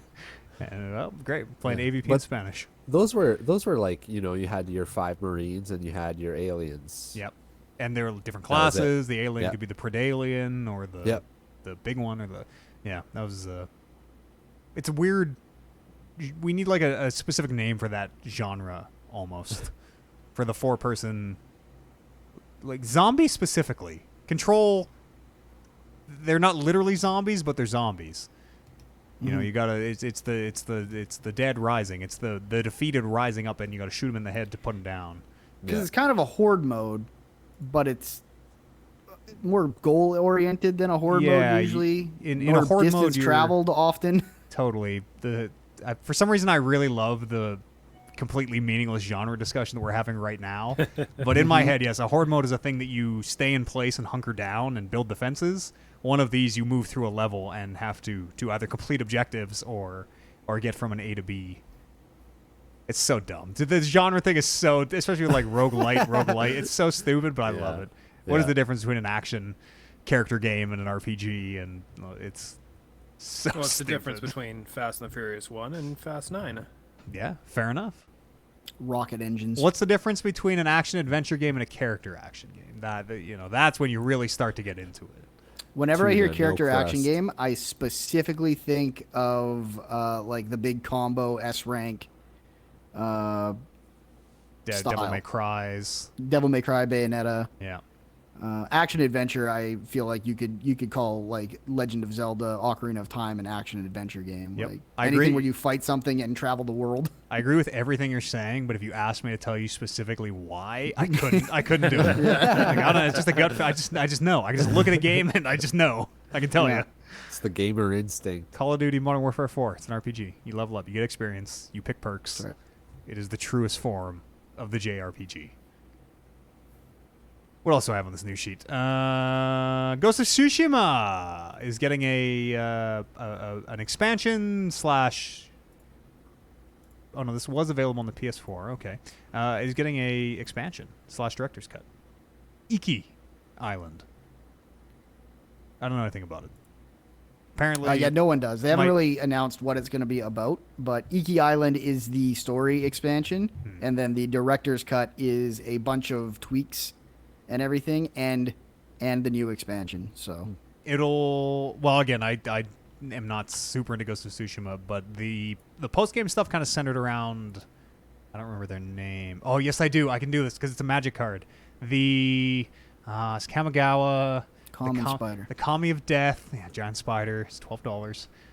Help me out here, Kyle. It's the Kami of Kokusho? No, that's the dragon. Shiro or Shizo? Shizo maybe. Yeah. Anyways, the Ghost of Tsushima thing centered around one. I don't know if they're an oni or I don't know what an evil kami is, but an evil spirit. Shinigami? Nah, that wasn't the one. Ghost of Tsushima. Maybe just and Raid. that stuff has specifically been like the multiplayer component. So it'll be interesting to see if that was setting up the next story expansion, or if the story expansion is going to be far less spirits and magic. Yeah, will it be again, not having finished that game and knowing how that story Shinigami. ends? That's what Tomo said it. It is Shinigami? Like the Tensai? Like the Shinigami Like that game with the word? with personas? I don't remember what I was saying. Oh yes, will it be further stories of what's his name, Jin, I think, the Ghost Jin, of yeah. Tsushima, or will it be the 'cause the post game multiplayer stuff was like it was a legend, it was a story. Like here's the legend of the ghostly raiders or whatever, and you were doing like obviously supernatural shit in a way that main game was not. I'm excited. I finished that game. I loved the ending. I thought the ending was one of its stronger points, and I would like to see more. I would specifically like to do more like of the like little legend quests. I can't remember what they were actually called. The songs, like the duel. The yeah, and not specifically the dual mechanic, but the stuff that was like right on that line between, is this spiritual legend stuff, or is this real, like the sword that can summon the lightning from the sky and stuff like that? Like I thought all that stuff was really cool. Yeah, I really like the post game stuff too. I really dug the raid and like even the demon aesthetic and the like you have to match this color sword to this color shield. I could totally see them pulling some of that stuff into a single player thing. Like I could totally see it being a legend of a Ghost of Tsushima, and it is this weird because like that stuff was all the post game multiplayer stuff was all like you were on like floating crystals and like it was very obviously not supposed to be real life. Like it was you were listening to someone tell a story.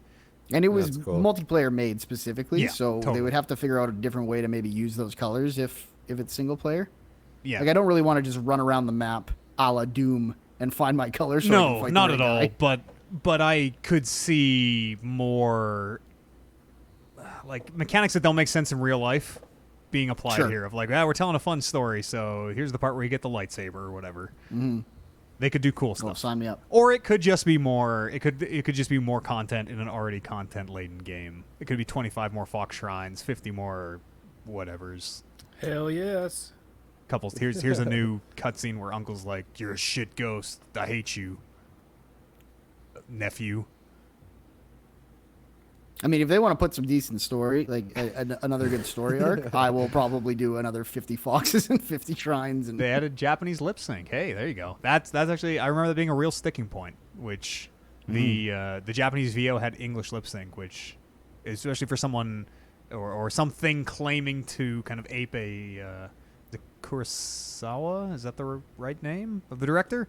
The samurai films, the Kurosawa mode, or help me out here, Rando. Yeah, I think you got it right. Yes, Kurosawa. Yes, movie. the very famous black and white samurai movie director, Seven Samurai, Akira Kurosawa. Someone says in chat. There you go. Where are we here? Doom Eternal. Apparently, all right. First story tonight. Doom Eternal had a mode in its multiplayer called Invasion Mode, where apparently you invaded single-player people's campaigns. That's cool. Was that a thing? I you got remember to- when they announced that. Don't I get too didn't even attached to know it. that. Did that come out at launch? Was that a thing? No, it has not come out. Like it was okay. planning to come out. Okay. That makes way more sense because I was about to say if people were invading my Doom Eternal camp, maybe that explains a lot of the problems I had with Doom Eternal. No, this was something that they were working on as kind of their next big update. Like that was going to be the cool thing they added is you were going to be able to jump in, but Very they Dark have Souls style kind of invade. Yeah, For sure. they've decided not to do that. COVID, I think, kind of halted everything, and then in that time where everything was halted, it sounds like they got enough player feedback that they were like, let's instead do something that doesn't require people to replay the game they've just beat in order to interact with, They should. and instead do a single player horde mode. People don't like the Doom multiplayer. They proved that in the first one where it has snap map, I think was the name of it. Yeah. It's got snap map, and like they pulled it out of the game later. It did so poorly. Like people, on average, on the whole, I'm sure there are people out there who do enjoy the Doom multiplayer, but on the whole, I don't think people give a shit about multiplayer Doom because it's like, again, this is just me talking, but Doom is like this incredibly fast, incredibly frantic, tight shooter that you are sort of, I mean, depending on how you play it, dying over and over again and getting better and learning the run, or you are playing on the difficulty where you're just an unstoppable god who moves at 200 miles per hour. Yeah. Sounds No, like that's my probably kind of what- difficulty. It's probably what they heard from enough people that Yeah. they decided to do. Like, this Neither is the of- right decision. Neither of those things work well in multiplayer. Doom would not feel like a good multiplayer game, I don't think. Doom Eternal, I should say, would not feel like a good. Go play Quake. Go play Quake. You want to play multiplayer Yeah, Doom? and- It exists. It's called Quake.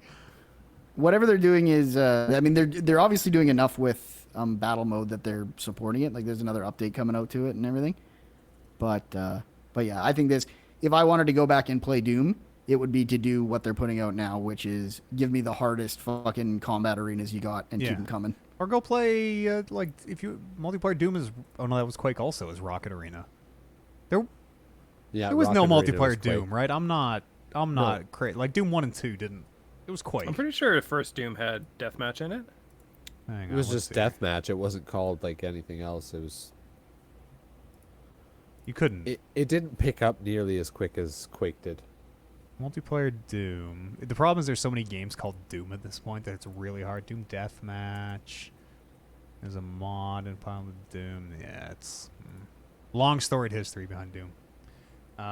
Someone in the chat, Tomo, asks if anybody played the DLCs for Eternal.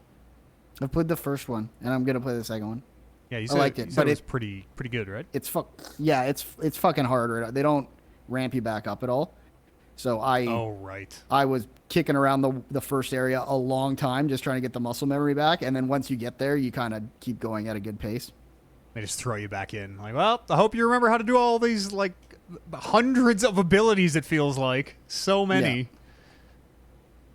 I don't want to I also don't want to oversell. Like, I don't want to say it's good. Like the story is way better than Doom Eternal or anything. It's just more Doom Eternal. Like more different It's good areas, shooting. cool little arenas to fight in, and some unique enemies that don't appear in the main games. So do they do, to your knowledge, any more of the, I forget what they're called, the portals you would go in, and it was like a map with a set amount of enemies, clear this out in X time or whatever it was? yeah, I believe so. The Slayer Gates. Yes. I'm yes. pretty sure that there were Slayer Gates in the DLC. Tremendous. But time is such a blur that. I think those are the best parts of Doom Eternal. Those Slayer Gates are so Well, good. And I think that's exactly the kind of thing that they have abandoned the invasion mode development to do. They want to just basically give you big Slayer Gates and have it wave based. Bespoke encounters makes way more sense than what if the thing that made these encounters different was a multiplayer agent, maybe. Yeah. And I don't I'm sure they would have given some thought to how that was going to work, but at its core, it's like you need to jump back into this game that you've probably beat by now. Maybe you've beat it twice. Maybe you're completely done with it. And what we're adding is go play the game and maybe you'll run into some motherfuckers. Yeah. That when you put it like that, it doesn't make sense. It's not like Dark Souls where you're playing through the game and then you're like, okay, I'll try another class or I'll try a different spec. It's just playing through Doom again. Yeah, it's It's very a bad idea in Dark Souls too. well, Dark Souls as well. Not Dark Souls 2. Yeah, you're right. Sorry, man. Oh, yes, it is. Everything's a bad idea in Dark Souls 2. Okay, Fabe. This is a hell of a story. Whew! Let's get into it, Kyle. Let's do it. Elden Ring. Jorge. I can't remember his name when I say it like that. George R.R. Martin Yep. himself confirms that Elden Ring is a Dark Souls sequel. Yes, sir. No That one is is exciting surprised, news. obviously. I mean, it was like all From games in the last almost 20 years now. When did Demon's Souls come out? It has the Moonlight Sword. It has the ring iconography. It is in all but name a Dark Souls game. Yep. Absolutely. But maybe even more directly, where like Bloodborne is very much a Dark Souls. Bloodborne has the Moonlight Blade and is very much a Dark Souls game, but is not literally Dark Souls. This apparently is quite literally a Dark Souls sequel. Yeah. Yeah. And he says he says his work was done on it years ago. Of course. Basically they wanted, but all they had him do, basically he said they wanted a world to set the game in, and he just developed everything for the world, and they just came back to him with bits and pieces of what they were working on once he developed the world for them. Yeah. Dark Souls traditionally tells the story of a world coming to an end, basically. The world kind of ends and then is either, depending on the choice you make at the end, reborn or kind of... I think the implication is like entropy wins out eventually, right? The universe will eventually just be a cold, dead, still thing. Yeah. And I don't even remember what I was saying when I started this point. Oh, a new world. It makes a lot of sense to, if you don't want to call a thing Dark Souls 4, right? If you want to like kind of hide that fact a little bit, have it be a mystery, it makes total sense to have somebody else make a world, and then you plug in basically this is how this apocalypse will have to, this is how this world ends. Yeah, very cool though. It looks really good, even Yeah. from the trailers. Oh, I can't wait. I can't wait. Can't wait. Miyazaki hasn't let me down yet. It's gonna be such a dark day when it happens. Inevitably, it will. I never thought Hideo Kojima would ever break my heart. I mean, We always kind of knew. you're not wrong. You're not wrong. I just hadn't lived a like live Kojima. Really, I lived Metal Gear 5, but that was it was like, well, it's a Konami. You know, it's probably not his fault. There's a lot going on around this. And then Death Stranding came out, and Also, Metal Gear Solid 5, I was thinking about it a lot the other day, is fucking unbelievable. it's one of the it's best just- playing stealth games Yeah. ever made. It is. I just don't understand. They should have hired someone to do that story. Yep. Yeah. Fuck. Everything. George R.R. Martin. the tech. Metal Gear 5 is such a good video game. It's just a damn shame how it was written. You're not wrong. I still frequently look back on that game and I'm like, is that the best video game I've ever played? There's a lot of good. Even the stuff. We should do a retrospective spoiler cast on Metal Gear 5 Oral maybe history. one day. Yeah, I want to. I've played Metal Gear 5 over the years. I play it every few years. Or I guess I have played it once because it's only been a few years, but it's good. You made time and place, Matthew. Yeah, surprisingly shocked. And if you don't play all the way to the Jeep ride part, if you just skip that whole fucking bullshit at the end, it's pretty good. If I remove like qualitative analysis, like if I take good and bad out of that Jeep ride, Even the whole. Can we? I'm gonna spoil a little bit of Metal Gear 5 here. Speak freely about Metal Gear Don't Solid get me 5. wrong. Metal Gear Solid has always been really stupid, where it's like there is no magic in Metal Gear, but also that maybe there is. It's all technology and nanomachines. Cyber magic. Snake riding a missile. Yeah, there's still some unexplained stuff, right? Where like, what's the Fortune somehow moves the bullets even though her machine is off or whatever. Like maybe there is magic. It's always kind of. There's vampire. Yeah, but that's adjacents. nanomachines, right? There's psychic Well, no, powers, I know it's though, all nanomachines. but that's nanomachines. Metal Gear 5 has, I don't remember the name of it, but it is the language virus where if you Yes. speak a language, the virus, it's so stupid. It is remember when Quiet was first shown? And everyone's like, oh my God, Kojima, why is this lady not wearing clothes? What is wrong with you? And Kojima was like, you'll be ashamed of your words and deeds. It is a 60-hour retcon of like, no, she can't. She's not wearing clothes because she can't talk because she's a plant lady because she has the virus. Where if she speaks, or she's gonna kill the. It's real. Even by Metal Gear standards, like, it is fuck that. so fucking stupid. Oh, that's a whole different thing. I killed her. The metallic They- archaea or whatever is a completely separate. I don't even remember what that's about. That's a whole different thing. That was about her clothes, wasn't it? The reason she wasn't wearing clothes was allegedly because she needed like more air to touch her skin. She or needed to something? photosynthesize. She was a Yeah. plant lady. Yeah, the son. Metallus archaea or what? That was like that had something to do with the reason why like the helicopters were falling out of the sky. But didn't you still pop when Young Liquid showed up? No, Oh. no, I didn't. No. I didn't. No, I was still there for Young Liquid. no, unfortunately not, Eli. It wasn't until the Jeep ride. The Jeep ride was when, and like I was saying, if I remove, like, forget good and bad, that is one of the most, if you just on my deathbed ask me, name the 10 most memorable video game moments of my life, that Jeep ride will be right at the top. Not for good reason though. Not for good reasons, but if you're just like, when did video games really leave you in awe? And that Jeep ride's right up there where I was like, when they made what me is sit in happening? silence for 8 minutes in what is basically an unskippable cutscene of a Jeep ride, a silent Jeep ride. Just no conversation happening between what you believe to be your primary villain and your hero, just staring at each other. Wild. So wild. We should. The loop I did of like, okay, and then 2 minutes in, like starting to laugh, like this is so stupid, There'll and be then something. like 5 minutes in, like getting quiet again, being like, what's happening? You go Is my through all the game stages broken? of grief. You bargain. You're like, Yeah. the game must be broken. You plead. You're like, surely, come on, Yeah, Kojima, Kojima wouldn't surely do not. this to me. You get angry. Of like, I can't believe he said our sensitive North American sensibilities. And then at the end, you just accept it. You're like, yeah. I just watched a 12-minute Jeep ride where they literally said nothing, and we drove through this landscape that I've been traversing for the last 60 fucking hours. It's not like there's anything new to see here. Man. Metal Gear 5. Kojima, I guess. The Death Stranding Director's Cut is coming out soon, and I think I am going to play it.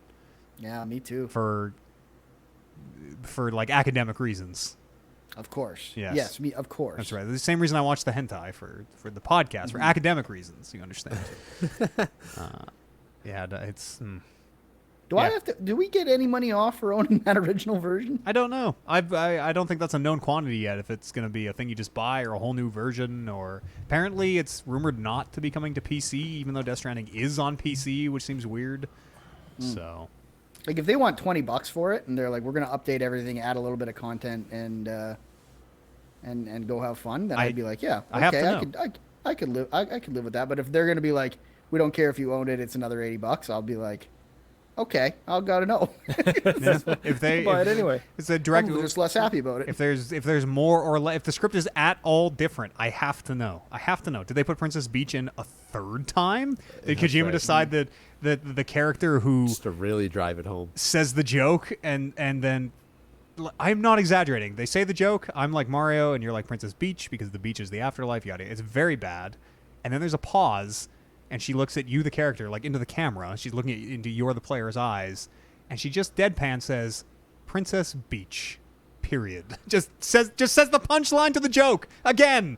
And it is like the most serious conversation about the world ending and these extinction level events and how it's bad. It's so bad. I'm so angry. It's a fine line between bad and the best. I'm so angry. I want to get a tattoo that says Princess Beach so I never forget. Oh, let's get matchies. Let's all get matching. Princess Beach. What was the year Death Stranding came out? 2019. Princess Beach, 19. Gross. No, you gotta quote it and put what's his name? Johnny Delivery. What the fuck is his Norman? name? Sam Norman Bridges. Reedus? Norman Reedus? Yeah.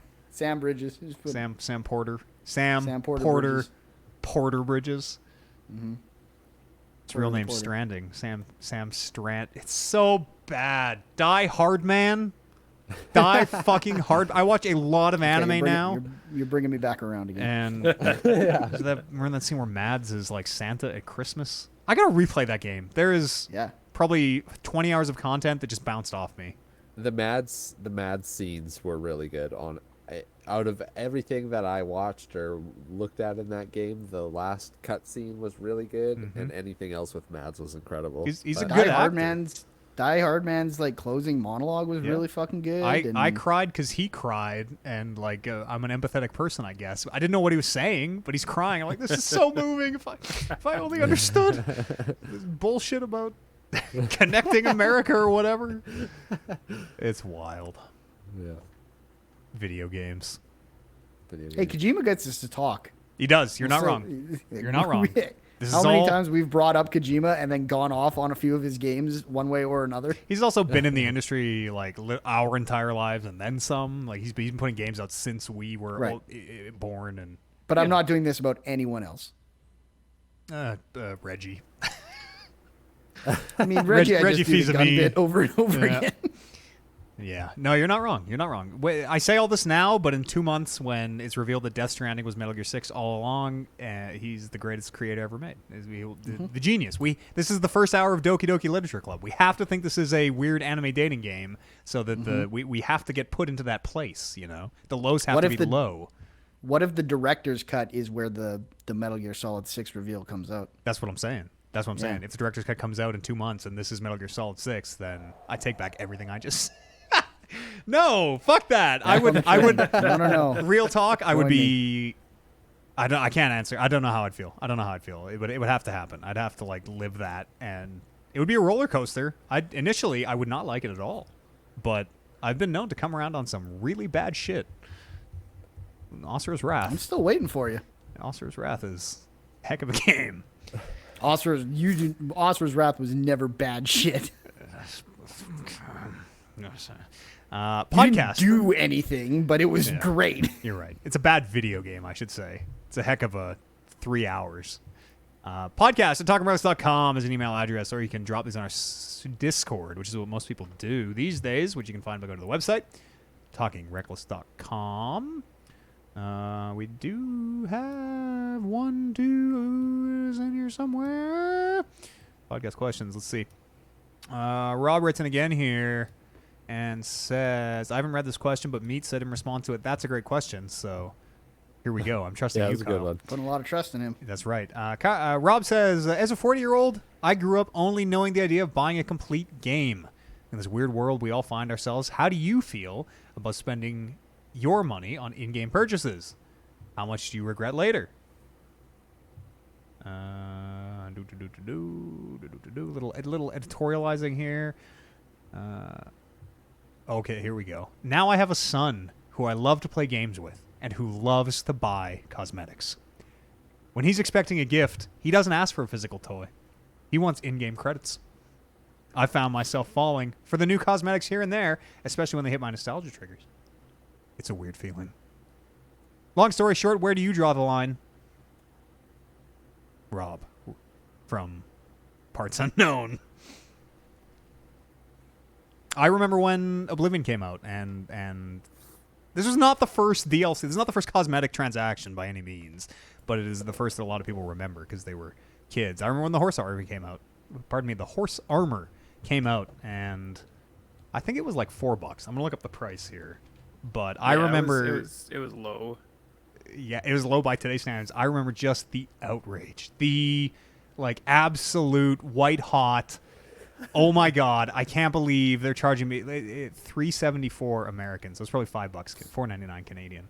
I remember just the rage. We were in junior high. It was other grade, like 8 or 9, and just like the hot bullshit of like, I can't. Can you believe that fucking horse armor doesn't even do anything? Doesn't even make the horse better. Who's gonna buy this? And I like. It's funny to look back on it now. Of why did we claim to care so little but get so mad? Right, but it was like, it was the biggest deal. I remember this was before I was really critically thinking about the industry, but I remember everyone being like, "This is it. Video games are dead. They're going to do this everywhere. We're going to have to pay $80,000 to get stupid horse armor." And They were right. they were, yeah, not wrong. Yeah, it was crazy thing to live through. I virtually don't buy any cosmetics. Okay, as a Apex general man. rule. However, no, I haven't bought any cosmetics in Apex. Really? No, I've bought some with in-game like currency I've earned. You've bought I've not like put- battle passes that then kind of go around. Right, to- yes. In a very roundabout. I see. I guess, yeah, you're right. In I a very gotcha. roundabout way. I will buy battle passes. That's a little different though. That's Yeah, a and gameplay thing. I almost buy battle passes at this point more for just the challenges, like just giving me something to do as much as anything. Because I will get all the skins in a battle pass and sometimes not use a single one of them. So Let me tell you about you like checking off checklists for useless shit. World of Warcraft classic. Let me tell you about it. I have spent money on cosmetics in some free games, including Sea of Thieves. I bought a pet because all my other friends bought a pet, and I was like, "You guys are stupid." But then I was super jealous most of the night. The liquor will grease the wheels Yeah. of commerce sometimes in Absolutely. ways And there's that another free game I had top of mind that Rocket League I got for free, and I've actually spent a good amount of money on like not skins, but like DLC packs with cars and stuff. yeah, cosmetics. It is all cosmetic, but yeah, for people who play that game, to differentiate it from the skins that you can also play that whole skin game. This is much more of a pay us money and you get this, not the slot machine. Yeah. Where is the line? Rob asks, and I don't know if, like the genre discussion, it's a thing that you kind of look at and can either just tell like, yeah, this is fine. This is not gross, or you look at it and go, oh, this is like a FIFA Ultimate Team. This is I need to get away from this. I think that's a perfect example. FIFA and those Ultimate Team games. That is the line where you literally cannot play the mode at all unless you spend the money. What about like a hard? If this is like a line graph neutral in the middle, kind of feel positive about it, feel negative on either side. Like, where is something like a Hearthstone for you, Kevin? For pay to win. I would say Hearthstone. It's probably closer to. Do it. He's thinking strong. This is an interesting. Send it up the river, Kev. This is a trap. I'm gonna serve you papers as soon as you answer. So buckle up. I feel like games like that, it's acceptable to have transactions, because it's like a Magic game. If you want all the stuff, you got to buy the stuff. If you want the stuff slowly, then you just play for free. But if you want the stuff right now. But why is that different, say, than like NBA 2K21, where I can just pay to make my player objectively better? They will pass more. They will dunk more. In NBA 2K1, or in those games like that, or 20, they matchmake you against those people no matter what. So in Hearthstone, if you're in Wood 4 or whatever, playing with the free-to-play cards and you suck, then you're going to be playing against people who also suck, who have the free-to-play cards, and there's at least some aspect where you can play on a level playing field. Counterpoint: almost every game has matchmaking. I'll say, every one of those games, every Magic Arena, Arena is yeah. the card game. Legends is the Diablo that stopped. Yeah. Magic Arena, Hearthstone. Trying to think of like other even like Storybook Brawl a little bit. That I should have talked about that. Been playing the shit out of that. Like you can you can spend money to perform better in the game if you want. For sure. I like 100%. I'm new to Magic Arena, and already I'm like, well, if I want to play a better deck or whatever, I have to buy packs. I have to buy packs or earn packs through daily or weekly challenges. And Magic Arena is both very smart and very insidious in that they dangle the carrot very well. Like you need, or you will get more currency than you put in if you win. Right? You'll pay 500 to enter this event, and if you win, you'll get 1,000 and some cards. Yeah. You'll do well, and that totally incentivizes you to buy a bunch of packs and open money to win more to. And another thing that influences Magic, like especially, is pro tournaments and how decks place. Mm-hmm. People want to play all those hot decks, and Magic Arena lets you import lists directly, but at the cost of wild cards, and wild cards you can only get through pack opening. Well, yeah, you get wild cards as you play. You naturally get packs, and you'll kind of earn it. But there's no trading also in Magic Arena. Yeah, right. That is a thing where.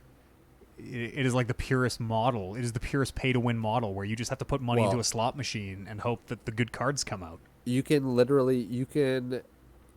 even have to do that. You can crack packs for wild cards and then just spend the wild cards on the cards you want for the deck. You don't have to do any cards that aren't in your collection. It's like almost every game that has a pay-to-win mechanic does have a free-to-play way to get there, but it's so unreasonably. Like you're gonna put 40,000 hours, or but it is impractical in a way. Yeah, that seems pay to win, like Hearthstone and Magic. But like you can't pay to win in Valorant. You can't buy skins that are gonna like affect your gameplay or anything like that. Cosmetic only. So Exactly. where is the line? Brings me back to my question. How do you define it? I'm not so naive as to say this is a realistic line, but it would be nice if anything you could pay does not affect gameplay. Yeah, that was always for me. If it was on one side of that line, if it didn't affect gameplay, I felt fine about it. Of like Dota, it's all skins. You get every champion out of the box. Everything else is cosmetic. Some of that stuff is like $80 a cosmetic. I don't give a shit. It doesn't affect my gameplay at all. If you got the money and want to, go nuts. Yeah. You think that's a fucking like? I mean, I go around stores all the time and I see fucking shoes that look like fucking shoes, and they're $300. Shoes I'm like, well, that's for someone. Yeah. No, I think the one that got away. I think now that I've had a little bit more time to think about it, I think my line is, and the reason I say the ultimate team games, like the sports games, is because they put out a new one every year, and because the new game resets your progress. So that's the line for me. Like Magic, sure you can dump money into Magic, sure you can dump money into Hearthstone. But once you do, those cards are yours. They're good forever. They're never going to become obsolete. To be devil's advocate, only they become less relevant over time, right? It depends on your format. It does. You can It totally play the does. older formats if But you want to keep playing the old stuff. The way that Magic and Hearthstone keep you in that loop, the way they stop you from like I have the cards, I'm good, is they release new cards and then they phase out the old ones. The old ones are only good for certain things. You can only use them in these events, and the bulk of cards, or not bulk, but a subset of cards in both Magic and Hearthstone, you can use in what they call standard, or I think it's a season in Hearthstone, current season or whatever. Yeah. See, I think that's fine, but let's say I spent $10,000 on FIFA Ultimate Team 2018. Mm-hmm. And if I were to log on to FIFA 2018 right now and try to play my $10,000 team, I'll probably be waiting 20 minutes for matchmaking, and then the person I play is going to be someone who's like, "Hey, I got FIFA 2018 at a yard sale. Let's try this Ultimate Team thing." Spank them. A sense of permanence. I see what Yeah. you're saying, Kevin. Kev. Yeah, Like for you need to sure. have some sort of permanence. Like Yeah. the stuff needs to not just disappear at some point. Yeah. What about every digital game we've ever bought that will one day just Hey, disappear? I have been the one who's been saying discs are always the way to go. Hey, I discs told won't you to last get forever. a PS5 with a disc drive. I said that is the smart choice. You must be thinking of Brando. I think you told that to Brando. I'm all digital all the time, baby. Yeah, hell yeah.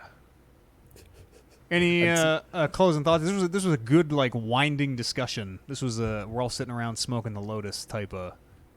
Yeah, but what does it mean to you? I'm pretty buzzed if I'm not gonna lie about that one. On marijuana? No, I have a few beers in. Oh yeah. Okay, good. Me too. Not beers, but I'm drinking Pink Whitney.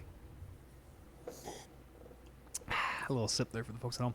I got one more story here that I am gonna bing real fast before breaking news? Not a story. Sorry, an email. Oh, Okay. You'll have to Google this at home, I guess, like I just did. Sajak writes in, says, anyone tracking Crowfall MMO? Apparently releases July the 6th. Any excitement or doomed to fail? Which is a good question for us because I'm always both playing and looking at every MMO that comes out. Haven't even heard of it. You're gonna get a live reacts. I'm gonna look at it right now. I'll tell you, I don't love the name. I can't believe there hasn't been a video game named Crowfall. hear me out. All MMOs suck. I'm gonna disagree with that. I'm gonna disagree, big time. I've been again thinking a lot about old MMOs, playing classic, and we'll get into this another time. But there's another world where the Old Republic, the Star Wars Old Republic, if WoW didn't exist, Star Wars Old Republic would be that 15 million subscriber. Like, Absolutely. Star Wars Old Republic was maybe the best MMO to ever come out, I think. The new one's notwithstanding, but it got overshadowed by WoW. We'll talk about that another time. We'll talk about that because it another lends time. to the stories. And well, it's because it was a like shameless copy of WoW. It took every good thing about WoW and just shamelessly stole it in a way that turned people off. For sure. Crowfall here. Whoa, in my headphones. MMOs are so hit and miss. Like, boy, I'm looking at a little bit of gameplay, and I think the last MMO I really got into myself was Guild Wars. Yeah, hey, Guild Wars is not. I mean, it's an MMO like Diablo is. You load into like instances with Yeah. Guild Wars 2 is an MMO. Guild Wars 1 totally not. I'm watching Crowfall, and I don't ever just want to come out and shit on something that's maybe somebody's excited. This looks bad. This looks like somebody mashed World of Warcraft and Diablo together in a way that they want you to look at the HUD and be like, Blizzard games. But like the art style, it looks like it's like a combination of like Fortnite and old WoW graphics, and Yeah. like, you're pressing 1 every time to fucking hit a thing. Like, it looks like RuneScape in a way where you're attacking This does not look like the MMO for me, I'll say. Everyone has their own style of MMO. That's the thing too, right? Like, some people really like RuneScape, some people like Lineage, some people like World of Warcraft. to whatever your first one kind of was, I think. Star Wars Galaxies. Star Wars. Stop it. Nobody likes Galaxies. And to me, this just looks like the Shameless WoW ripoff. But without the, like, interesting art and the world and... I don't know. And again, this is my judgment from, like, literally 30 seconds of scrubbing through gameplay and being like, oh, yeah, okay, yeah, he's a tank. Oh, he's got a couple abilities there. Boy, the bar sure does look like a thing. I'll check it out. Listen, if there's a free beta, I will always play it. I play... Man, it looks exactly like Diablo in so many ways. I'm sort of not into that. I play a lot of MMOs and just bounce off them, which is totally fine. You're like, it's not for me, but New World... is Amazon's New World is one I'm watching as well. Sajak in the chat here. Asked the question because he hasn't seen any games, journalism, or news sites talking about it. Believes it was kickstarted. Yeah, it looks like it was crowdfunded. I don't know. That's my filler phrase when I don't want to say something that might offend someone. I don't know. I don't know, Sajak. It doesn't look good. I'd rather play WoW Classic, I'll say. Oh, man. Podcast at talkingreckless.com is an email address where you can write in your emails. And again, that is podcast at talkingreckless.com, or you can drop them on our Discord, which you should join by going to talkingreckless.com. Thank you very much to the folks who wrote in, Rob and old Pat, Mr. Sajak himself. I have a core memory, Kevin, of you and I playing Smash TV, I think. Smash TV with the game host, Pat and the Twins. Yeah. And you saying Pat and the Twins, which will never leave my head. That's the unnamed challenge, lives on YouTube. We did finish that. That. Yeah, we did. I lost, unfortunately. Surprise! Spoilers. You can find our Patreon over on patreon.com/talkingrecklesspodcast. You can get there faster by going to weebs.ca because it is the home of the world's premier anime podcast, Will of the Weebs. We're watching Sinful Gear Live, which is great, actually. The first season, little rough. Second season, definitely finding its feet. The third season, maybe we're on the second season. I think we're on the second. I don't know. Whatever season we're on, it's third. We're on the third season. Is like full blown. Somebody at some point watched Dragon Ball or watched like One Punch Man and was like, okay, yeah, no, I did. This is what the kids like. And like season 3 is, again, I say this lovingly, so stupid, so stupid. You think you've seen some stupid anime attacks? Let me tell you about Sinful Gear. Fucking wild. A lady takes a sword out of a. She's riding on a. Okay, all right. She's riding on a sword like a surfboard. The sword is a big surfboard. It's like the size of a car. She has a very big sword. That's one of her gimmicks. She's riding on this sword, which for some reason has a rocket engine coming out of the back. Don't worry about that. Sometimes it does that. As she's riding on the sword, a smaller sword detaches out of the sword as though the bigger sword is a hilt for the smaller sword, and she rides that even faster, and then an even smaller sword comes out of that one, and that's the one she uses. And also she comes in on a motorbike, which fucking just explodes. Go watch it. Weebs.ca. We're live watching. It's free on Crunchyroll. Is not a plug in North America anyways. Not affiliated with them at all. But that's where I watch them for free. So check that out. And there's other stuff up there as well. The longer version of this show, Tron. What did we talk about this week? What did we talk about today? Drugs. Tron? Drugs, a little bit. It wasn't just about drugs, though. I thought it was going to be. It was mostly drugs. It was mostly about weed. Yeah, no, that's right. It was mostly about weed. Yeah.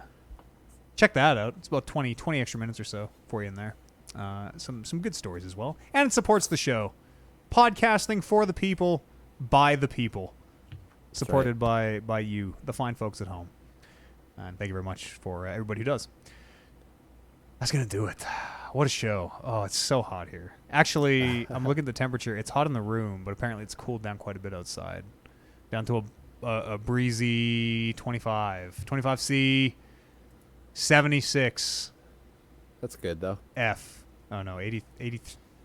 I don't know. It changed to 28, so maybe there's a 3-degree gap out there. That's bad news. The cinema poll for humanity versus technology is up now. So. Oh vote. yes. Join the film club over in our Discord. We have Epic RPG as well going on in there. I think we're looking for people for something. I don't know the terminology well enough. I don't play regularly enough for the guild or something, for raids, for something about our stealth not being high enough. Guild raids. Yeah, Do your duels. we keep getting attacked because I don't know. We need more people, so come and join the Discord and join us in the old Epic RPG as well. And if you have no idea what I'm talking about, but that sounds interesting, one of the mods will fill you in. So we get a lot of new RPG folks as well. So you're in good company. Oh yeah. My mustache is sweaty. I hate that. That's how you know it's like when you get on the upper lip behind the mustache. Yeah. That's how you Yeah. know that you've been podcasting really hard. Brandon Lynch, thank you very much for joining us here. You betcha. Kevin Byer, Thank you. looking good from the basement. Thank you very much. Kyle B. Always a pleasure. Thanks for Kyle Boudoir is more like. Thanks for bringing us into the bedroom. Sexy little mosquito nets. Go check that out on the video version of this. And you at home, thanks very much for listening or watching this podcast. I really enjoy it. I feel like it's a 5-star podcast. Hopefully you do too. And we'll leave us a rating or review wherever you get your podcasts. And we'll see you here next week on the next episode of the Talking Reckless podcast. We'll see you then.